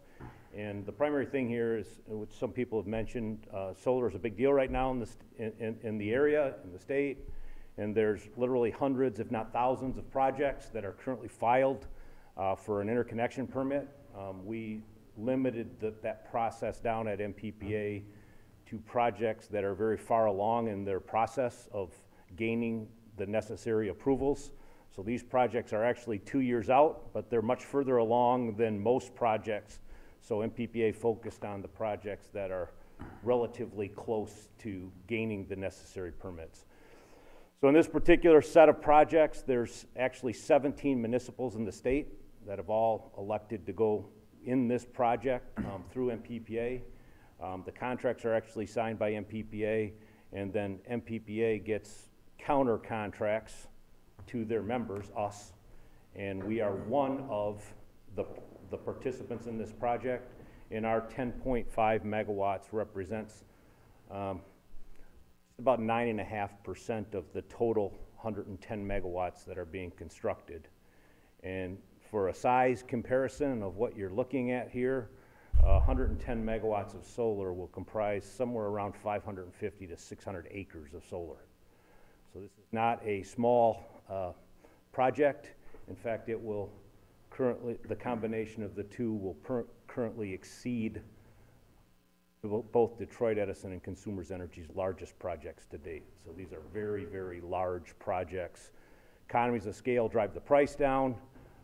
We would not get anywhere near this type of cost if we did a community solar project. I'm not suggesting that we shouldn't do that, but a small community solar project would probably be somewhere around 50% higher cost than what we're talking about here. These are economies of scale generated by large projects in combination with our fellow municipal entities. Lansing Board of Water and Light, it's a little bit in the contracting here. The Lansing Board of Water and Light is taking 20 megawatts of that 110 megawatts directly, and then MPPA is taking the other 90 and spreading it amongst its members. Other than that, I think it's a very good project. It is something that the board has talked about for several years, participating in, and how we've done that is gone through MPPA and depended on their services to get this for us. Dave, renewals have to be backed up, right? Our renewals have to be backed up with something? Is that correct? Not necessarily, no. This particular project is a it's a renewable energy only transaction. So if the developer doesn't produce the energy, the counterparty doesn't produce the energy, we don't buy it and we don't get it. So yes, if this solar facility isn't producing energy, we will need to get that energy from somewhere else. And there's a mechanism to do that. Probably not something that we want to talk about exactly tonight on how that gets backed up and how we do it, but for the most part, it's built into the price. This is a non-firm price that you're getting. Essentially, it's the developer produces the energy, they take all the risk. Whenever they deliver it, we take it. When it's not delivered, for whatever reason, they take that risk, but then they don't get paid for it. So it falls offline, there don't have to be a backup for the system? I'll give you a little bit of a background to that. The kilowatt hours that are actually produced at this solar facility are not really delivered to the city, all right? So the kilowatt hours that you buy are not the kilowatt hours that are delivered, all right? We operate the grid as this big lake, you could call it, and everybody puts in and everybody takes out, and there's an entity that's charged with balancing what goes in and what comes out. That's not us. And for the most part, yes, if this person doesn't generate the power that they're committed to generate, somebody else has to fill that need. How that happens is not necessarily in this contract, but essentially the overall system overbuilds so that You will have excess power at any given time that's available to put into the grid, and if one person doesn't deliver, then essentially the system operator goes to the next person and says, you've got to deliver. So they do match the loads and the requirements. No producer produces at 100% of the time that they say they're going to produce, whether they're solar, wind, whatever. Solar is probably at a higher percentage of when they say they're going to deliver, they deliver because they know when the sun's going to shine, they know when it's not going to shine. But that doesn't mean that they're always, they commit to a particular schedule. They don't always deliver that schedule. But how you back up resources is essentially every resource is required to have, every load is required to have an excess amount that they can call upon in the case that a particular unit doesn't deliver. And that's called our reserve margin, and every city has a reserve margin, every utility has a reserve margin where they actually have to produce or have available more power than what their maximum load is. So we don't have to have it, but everyone on the system the grid has has to have it. Everyone on the system has to have access. We have to have it too? Yes. Yes. So if we buy it, we have to have it? On the capacity side, typically that, like I said, we look at our peak load capacity, and then we say, okay, you got to have that plus the reserve margin, the same as everyone else does on the system. So yes, everyone has to have an excess capacity built into their system somewhere. And ours is the plant, right? Sims? Right now, all of our capacity is either at the Sims power plant or at the diesel plant. We actually have some excess capacity now built into the system. If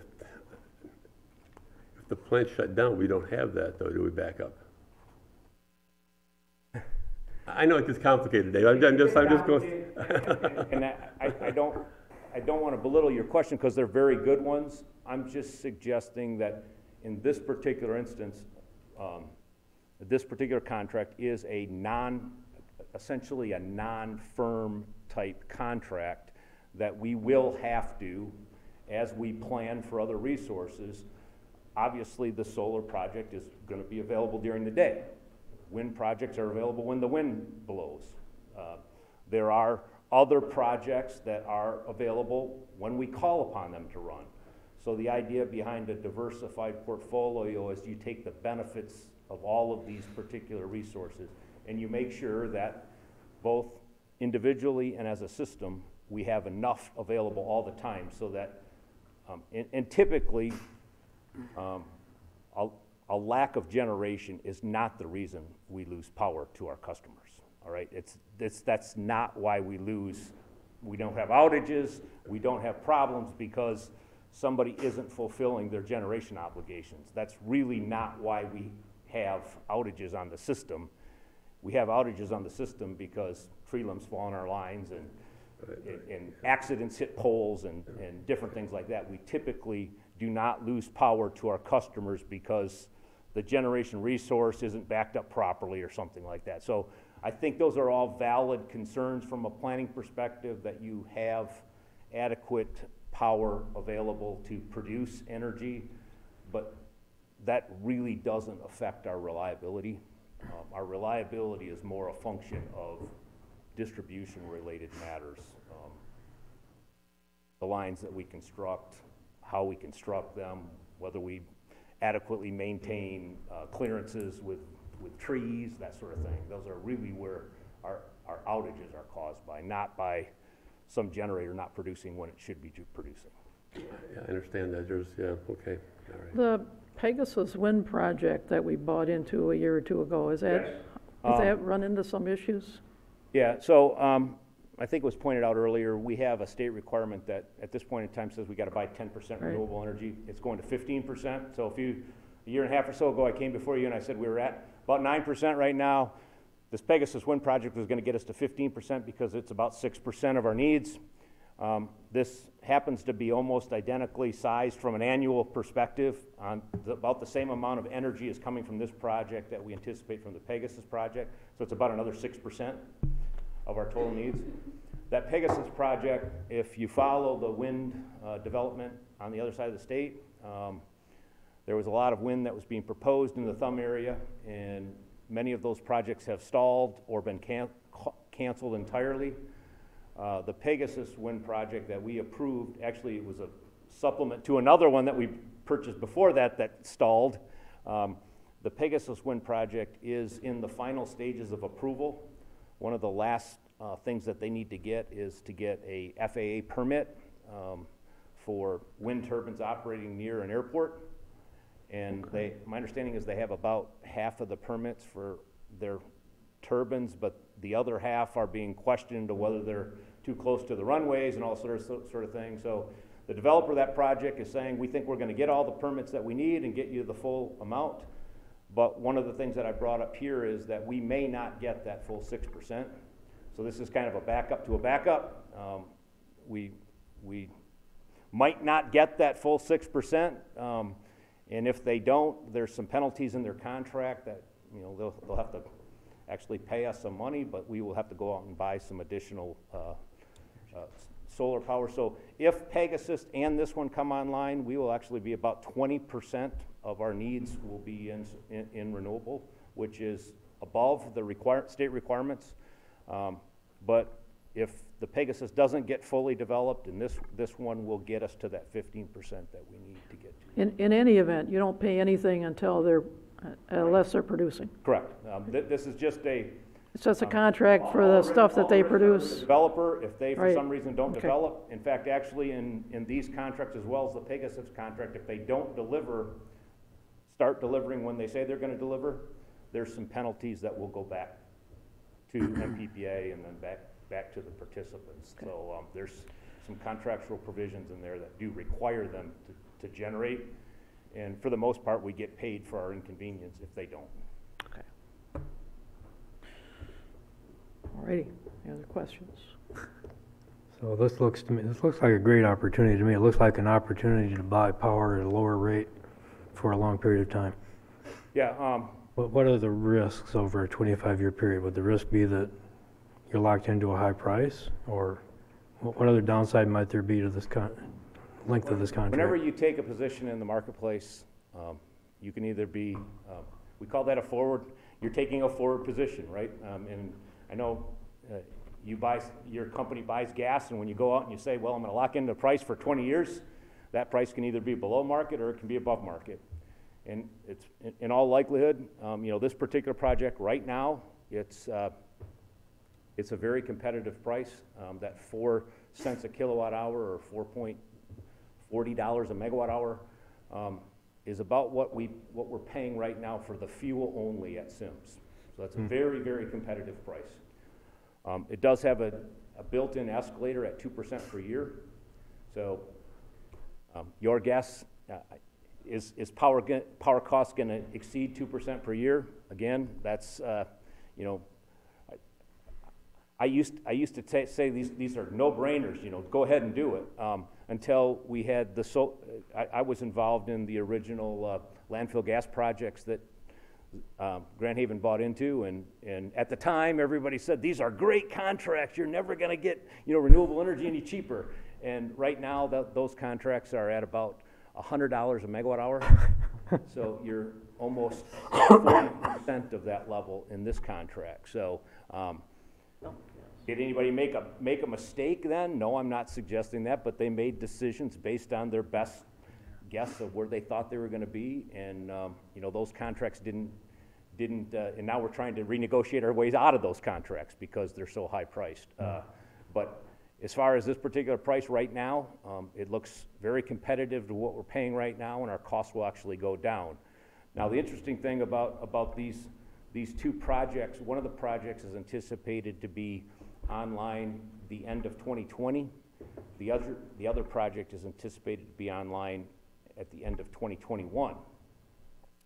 One of them is about $42 a megawatt hour. The other one's about $39 a megawatt hour in the first year. You say, well, why is the other one cheaper? It's a year later. Right now, you wait a year, in the solar world, your price will be lower. You wait another year, the price will be lower because you're still on that cost curve of reducing the cost. So batteries are in the same situation right now. You go out and buy a battery this year, you wait a year and buy a battery, it's gonna be a lower cost, it's gonna be a lower cost, it's gonna be a lower cost. Now, at some point in time, they're not gonna lower the price anymore, but right now, they're still extracting positive reductions every year, so that if you wait a year, your price is gonna go down a little bit. So you say, well, why are you locking into a 2% cost of living adjustment, you know, every year upward? There is some concerns about waiting too. Built into this price is also a 30% federal tax credit that everyone's talking about it going away at some point in time. If you wait too long and that federal tax credit goes away, you're going to see a jump in your price. So you're playing the market. What MPPA is saying is, and telling its members, this is a good price for right now, but don't overbuy. That's why 6% of your needs, I mean, everybody says, and this is the problem with building a portfolio of resources, you want to not buy any too much at any given time, because the price may go up, the price may go down. This is a good project for about 6% of our needs. The board is confident. We had a unanimous vote at the board to approve this. So, you know, I think the idea is at this point in time, this project looks very good, but we're not recommending that you go out and buy 100% of it either. There's some possibility the price might continue to go down. I guess you got to jump in at some point. But other than that, I mean, the renewable goal was certainly something the community supports.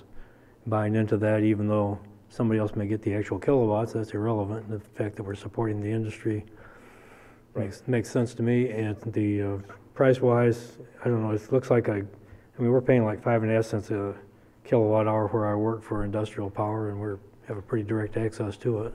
This is this looks a little bit like a good price. What, you know, when you're comparing like a short-term energy project, again, we're blending two contracts here, so a little bit over 4 cents a kilowatt hour will get you the energy, it will get you a capacity, and it will get you the renewable energy credit. So there's actually 3 revenue streams that you're seeing here from this particular product. You're paying for it all on the energy side, but you're also going to get a capacity credit that's of value, and you're also going to get that renewable energy credit. So even though we don't get the kilowatt hours delivered here, we actually get the certification that says we bought the renewable energy credit. So there's actually it's interesting, but you actually get a certification from the state that you have to show them a certain amount of those to verify that you've met your 10% or 15% requirement with that actual physical sheet of paper. Okay. And that's got some value to it. Right, I understand. I think I understand. As they say, it's complicated. But no, I appreciate this. I think this is a really great opportunity. I do want to follow up on Denny's question. We were talking about reserve capacity and having to have reserve capacity. That isn't necessarily locally generated capacity, is it? That could be purchase capacity? Yes. Okay, so it doesn't really matter. SEMS isn't needed for that capacity. No utility actually balances their load with their generation. I know this gets really complex, but no one looks at Grand Haven and says, okay, you have to match every kilowatt hour for every kilowatt hour you generate with every kilowatt hour and match them up and make sure that these get delivered to these. That's not how the industry operates. So I know when we talk about buying kilowatt hours over here and they're across the state and people go, well, geez, how do you get that delivered? We don't actually get those kilowatt hours delivered to the community, and it really makes it complicated. There's a financial transaction, and then there's what's happening in the real world, and we aren't actually getting the kilowatt hours that are being delivered to the other side of the state. So there's other ways that the system operator has to make sure that we're balancing our generation and our load at all times. And that isn't really our responsibility. That's what I often say, above my pay grade. Somebody else does that and makes sure that it happens. And all I have to do is provide the paperwork that says this is what we're doing, and they're the ones that are making sure that that energy and that load is continuously balanced in the real-time marketplace. All right, thanks. All right. Any other comments, or I think we're ready to go? I've had a chance. You guys have asked a lot of good questions. I just want to say I'm very pleased to see that this is going to put us potentially over 20% in the renewables. I am envious of cities like Traverse City who've set a very ambitious goal of 100% from renewables. Recently, I think they voted to have 100% by the year 2040. I would love to see the city of Grand Haven embrace something like a 50% target. I don't think we have the political willpower to do that today, but I think that's an ambitious goal that we ought to work towards. Did I miss a conversation before the meeting about putting solar panels at the airport? Did I miss something there? Yeah. No, there was a comment made from the public, from the peanut gallery, if you will, about solar power at the airport. And that was an idea that I had brought up previously. And I understand there's some... I think it should be said that this doesn't necessarily preclude us from doing anything local. We can always do that.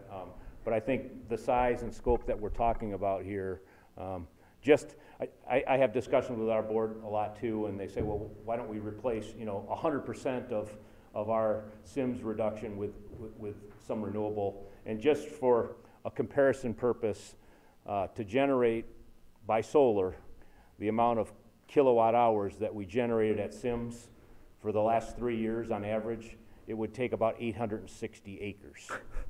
So the idea that we're going to, line 800, first of all, I'm not exactly sure where we're going to find 860 acres locally, but I think, in this, like I said, these particular projects are over 500 acres. So this isn't really something that we can do locally, although it doesn't negate by any means some of the projects that our friends here were talking about that we do have locally. But the size and scope that we need to replace a SIMS is not going to be done,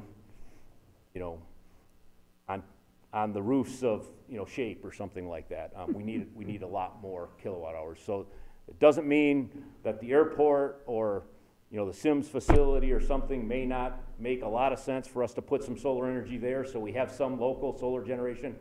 It's just not enough to get what we need for the replacement of SIMS. So what we're talking about, again, I always say these buzzwords all the time. We're looking at multiple projects, multiple technologies, and multiple areas to meet that need. And this is just one small piece of that portfolio that really has been in the works for some time. So, And then the latter half of my comments were there. I really believe in a diversified portfolio of energy, which Dave, you alluded to as well. And I think that's something that we need, and we're working towards that in Grand Haven. So, thanks. Thank you all. Thank you, Dave. Were you going to say anything, Michael?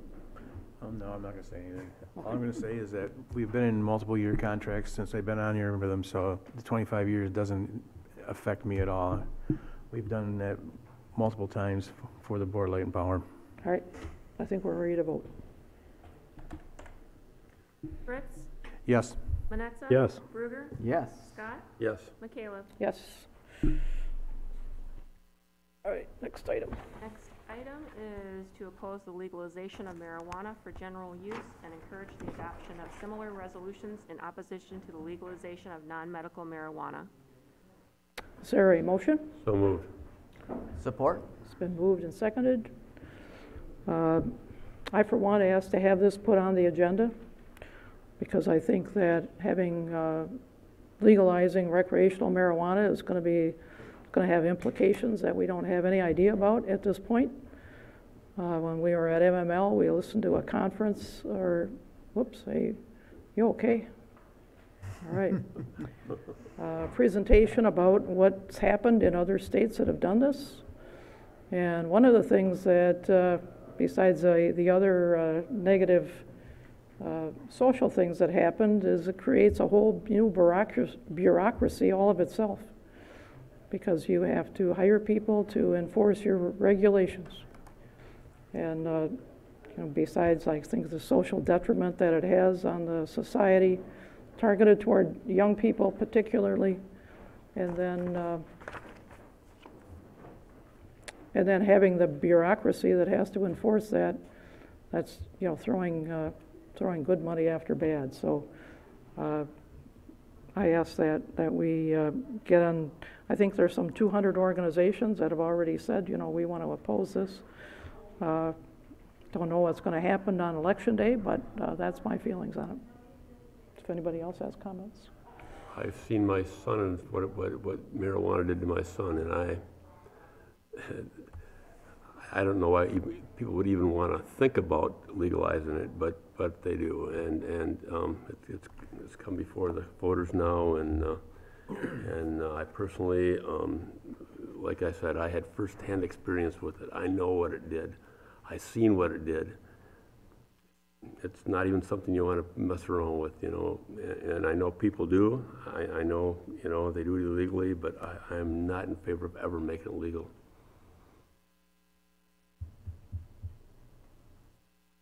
Well, I'm in favor of this resolution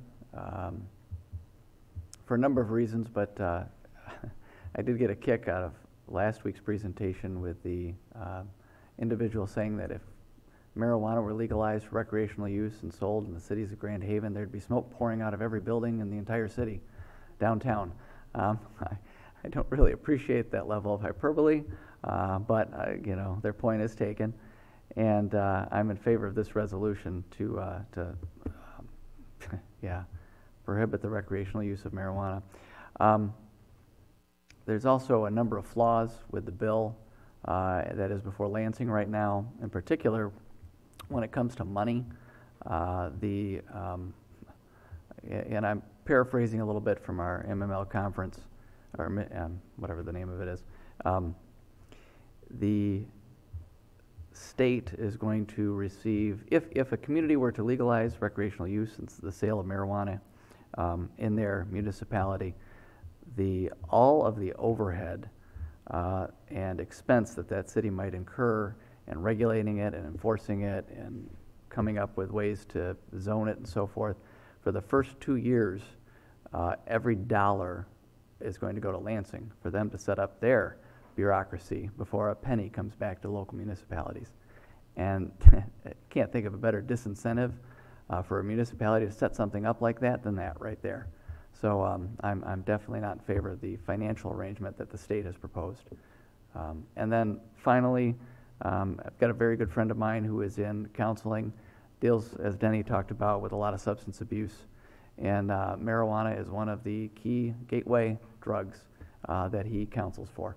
And boy, if we can keep kids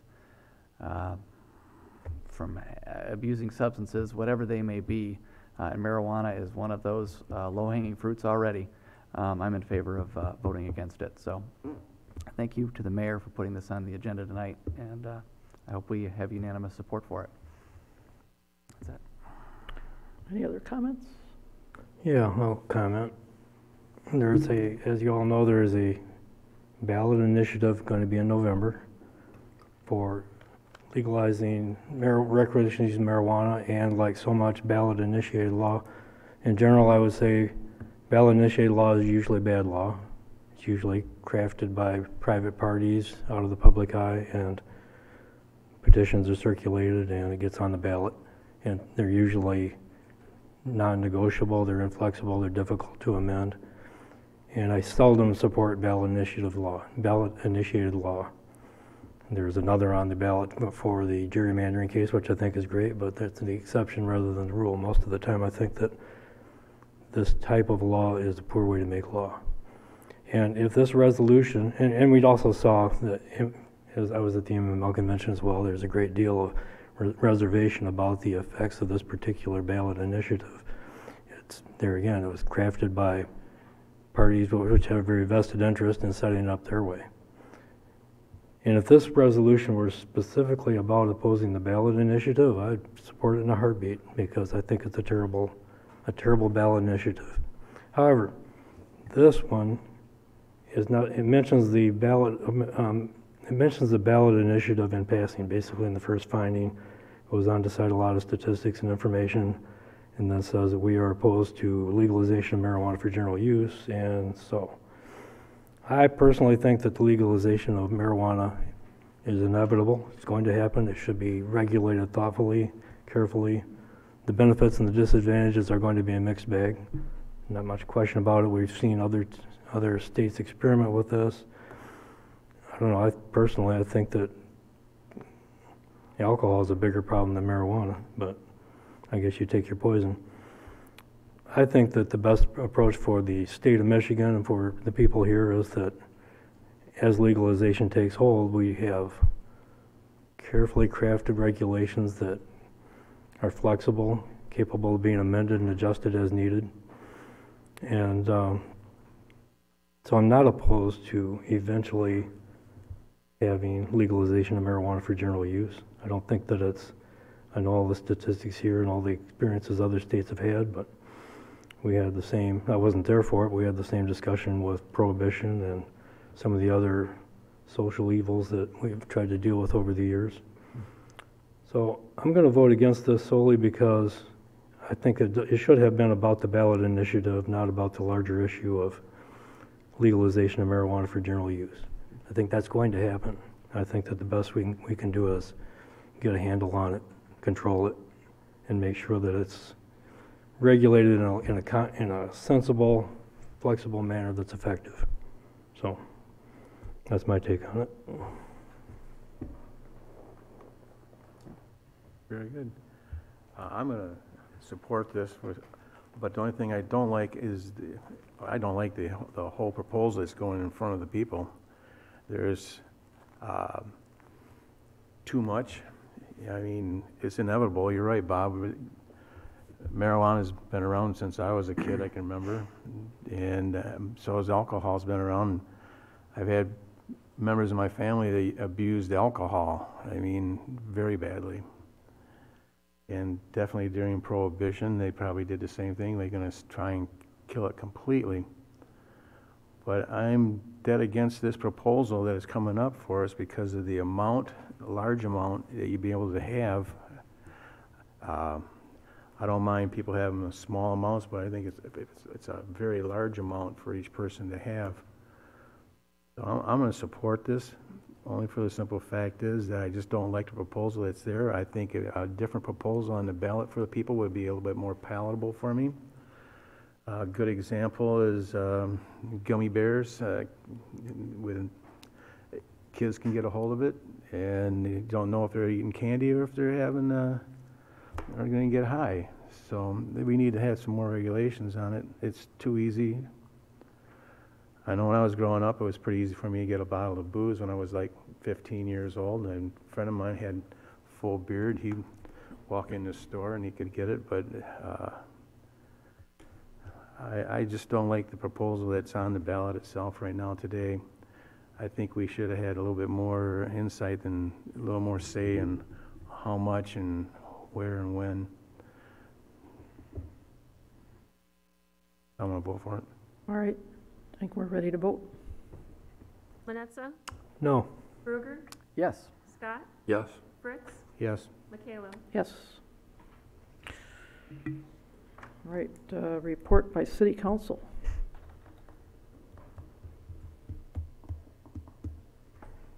Who wants to start? Our attorney's sitting here, so we don't want to take a whole long time because we got to pay him by the minute. We should. No offense, Ron. We should be brief. Yes, please. All right. Well, I attended the MML convention, as did everyone else here, and a lot of good sessions. I got a couple of mobile sessions, which were fun to walk around, see how things are done elsewhere. Got some interesting ideas. Got some good insights from the general sessions and such.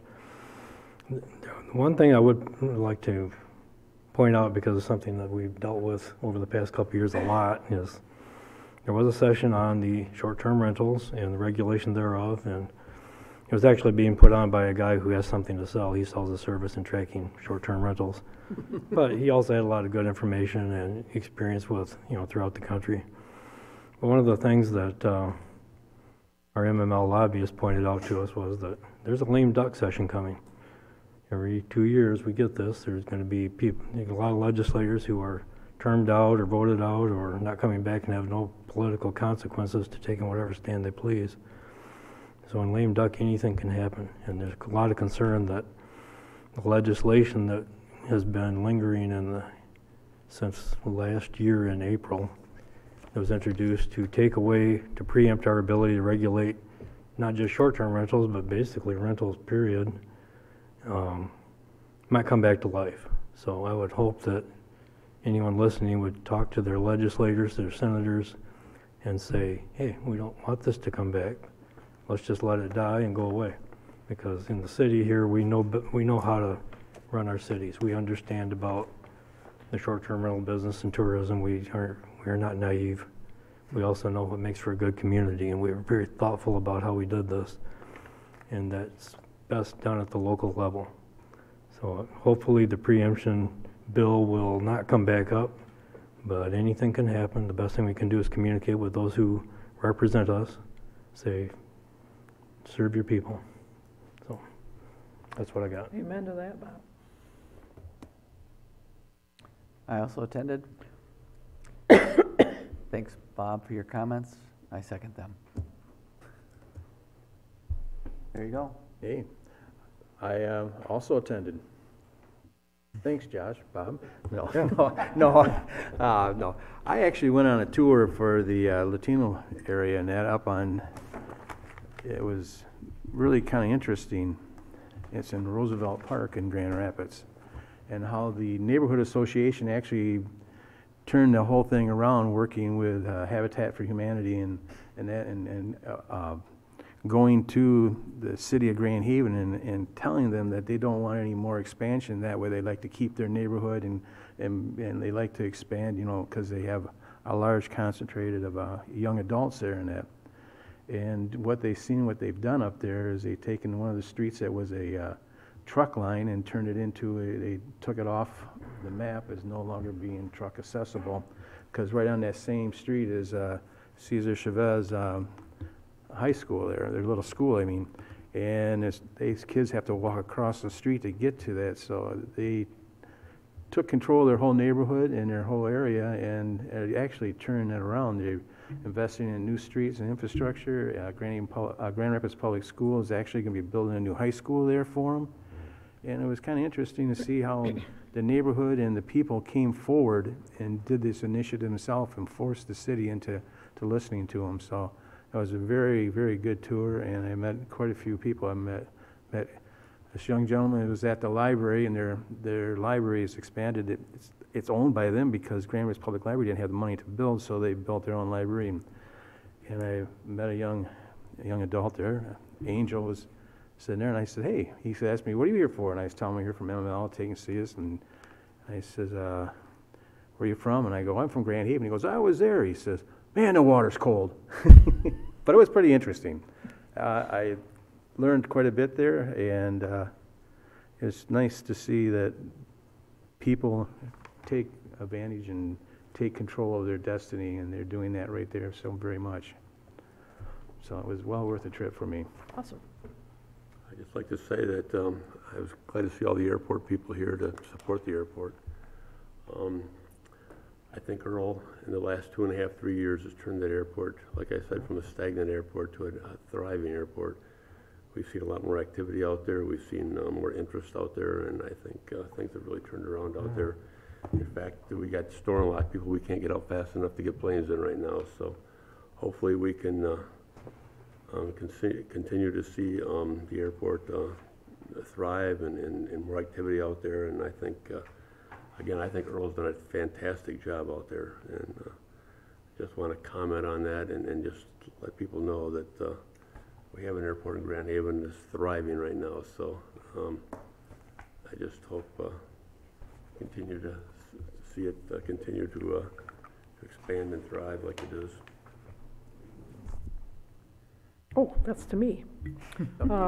Yeah, went to several MML sessions. It was probably one of the more interesting sessions of that MML has put on, as far as I'm concerned, in the last couple of years. There was a lot of detail, and it was combined with planners, and maybe they aimed it more toward planning. But I think there was a lot of interesting sessions, and so it was it's good, a time well spent. Also earlier, as Diane mentioned, our redevelopment ready community. We got got to wear our pins. We got our officially awarded that position. Mike was there, and it was a good crowd, good representation for our city, and a great representation from our state, recognizing all what we have done to make ourselves a redevelopment-ready community. So we are ready to tackle the next project that comes along with leaner and meaner Grand Haven. So actually leaner and nicer for anybody that wants to come and develop a project in our community. The public trash can report. This is another one of Ashley's projects. So if I want to ask, under city manager's report, I want to ask Ashley to tell us what she's found as she's plotted our trash cans. Yeah, so this summer we were able to wrap up a pretty neat project where I got to work closely with Derek at the Department of Public Works and crew leaders and seasonal staff to identify where all of our public trash cans are and about how many of them we have. And in doing so, through interviews and on-site visits, we were able to actually create an attribute table for each of our 157 public garbage cans. Wow. In which we identified the make, model, color, condition, how many gallons they hold, the seasonality of the cans, how many are permanent versus seasonal, whether they have an enclosure or no enclosure, what type of enclosure, and which department is in charge of emptying the cans and maintaining them, all in an effort to make us able to work a little smarter and not harder. The results of that, as I said, were 157 public trash cans with a total capacity of 7,120 gallons. Neat stuff. But that's not even including some of those many of the waterfront cans are emptied 3 times a day. Wow. So you can probably multiply that by quite a bit. In the end, with these results, we were able to make a layer map in our mapping software. So the Department of Public Works now is able to have a basis for future placement of the cans in order to save resources and less staff time, as we lose a lot of our seasonal staff, which maintains these and organizes the placement of them from year to year. Additionally, this will serve as a sort of asset management as we took down the condition of each can, so we will know which cans are in need of some attention in the future, and they will assist in how we are able to address concerns or complaints regarding where our cans are or how often they fill, etc. So in the end, this attribute table and map will allow us to provide a more responsive, consistent, and strategic service to our residents and visitors. All right. Well, thanks very much. Because every once in a while, I get a phone call from somebody and saying, well, I picked up all this trash and I didn't find a trash can. We have 157 trash cans. You can let them know. In our 6 square miles of city, so that's a lot of trash cans. So somebody could be able to figure out how many feet between trash cans. So Well, that's a nice thing to know, because It then is. you can also know by knowing where they're exactly at now, having it mapped out. Also, when it comes downtime for pickups and stuff like that, did you regulate and see which ones are picked up more often? So now we know where to go, what to concentrate on a little bit better than just riding out and going around checking them. We know that this one's going to be here on a daily basis, that this one needs to be picked up 3 times a day. We know this one's going to be done once a day.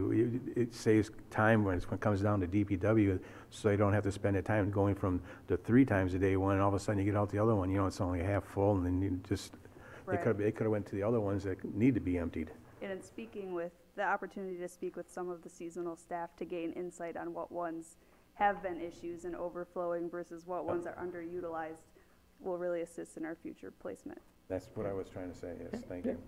Summed it right up. So What I was saying, that now you can track it better. we have, Yeah. if I'm doing my math. Yeah, it's all good information to know, when, where, and how. We have Clean. approximately 25 trash cans per square mile. in the city of Grand Haven, so that, add that statistic there. Ashley, were you able to verify at all? I know we have some trash cans that are both dual recycle and garbage. Are we actually recycling what goes into the recycle side, as far as you know? We are when we can. That's an issue I identified in my report, brought to my attention by some of the crew leaders, is that maybe in the future an educational push or some signage near those might be a little more beneficial, because if there's a certain percentage of contaminants in the recycling, it renders it useless. Garbage. Yeah. Gotcha. Thanks, yeah, good. All righty then. I think that's, leads, were you gonna say anything, Pat? Not a word. Oh, okay. It's offered.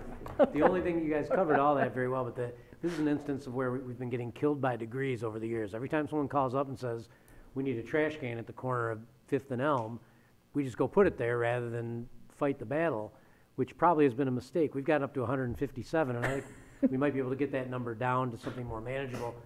Ashley's given us a great tool. We can start working on that, following up on what Mike was saying, tracking which ones are how full and how often they get dumped, and we'll start reversing that number. So maybe next year in October, Ashley can make a report that we've gotten it down to 156 or 155 maybe. Very good. Well, in these pictures, some of them look like they're in better shape than others, so that might be a thing to consider. Got a barrel in here. Yeah. That brings us to general business. Call the audience. Another one more opportunity to address council. And doesn't look like anybody's going to do that at this point, so we will adjourn this meeting. Whoops, no, we won't either. No, I'm sorry, I got carried away. I need a motion to go. I'd like to make a motion going into executive session. executive session. I was going to do that, and then I was going to do that, and that would have been wrong. Yeah, so we saved you. I'll second Mike's motion. Thank you. And then I got to throw in a comment, because I'm going to be voting no on this one. I'll be voting no to go into closed session to meet with the city attorney to discuss, behind closed doors, the closure of the Sims Power Plant. I'll be voting no for two reasons. The citizens of Grand Haven, number one, are paying our attorney for his opinion on the powers of council and the powers of the BLP as given to each in the city charter. I believe the citizens are owed transparency. They are paying for the opinion of the attorney. They deserve to see it. In the last 2.5 years seated here, I've heard the council chastise Lansing on multiple occasions for holding meetings behind closed doors. Now we are about to do the same thing. Grand Haven residents deserve better, and we can give them better. Second, we paid our attorney to attend the joint meeting between council and the BLP that was held at the community center months ago. His advice at that time was to form two committees to meet and sort through the closure details of the Sims plant. Both the BLP board and council agreed to follow his advice. The mayor and mayor pro tem appointed themselves to both committees. They met one time with one committee and refused to meet any additional times before railroading through a motion demanding that the elected leaders of the BLP get in line and answer their demands. As a result of their refusal to meet, the taxpayers are once again paying our attorney for counsel and advice. We didn't follow his advice the first time. I will not vote to pay him a second time to sort out a mess that we created by not following his advice the first time. The citizens deserve better. Thank you. I'd like to make a clarification on that. Excuse me, Mayor. Go ahead, Michael. I'd like to make clarification. I was not appointed. Me and Bob drew straws on it. It was a thing that was done. Did not appoint myself. Good. So I make clarification on you, Josh. Shame on you. Get your facts straight before you start saying them. Thank you. Just to clarify, I heard something totally different. This is the first time I heard that, Mike, so thank you for clarifying that. We did in fact draw straws. I think we should vote. Thank you, Bob. But yeah, rather than make an issue of that, I think listening to attorney's opinions is an appropriate use of an executive session, so I'll support that. We're ready to vote. Berger? No. Scott? Yes. Fritz? Yes. Manetza? Yes. Michaela? Yes.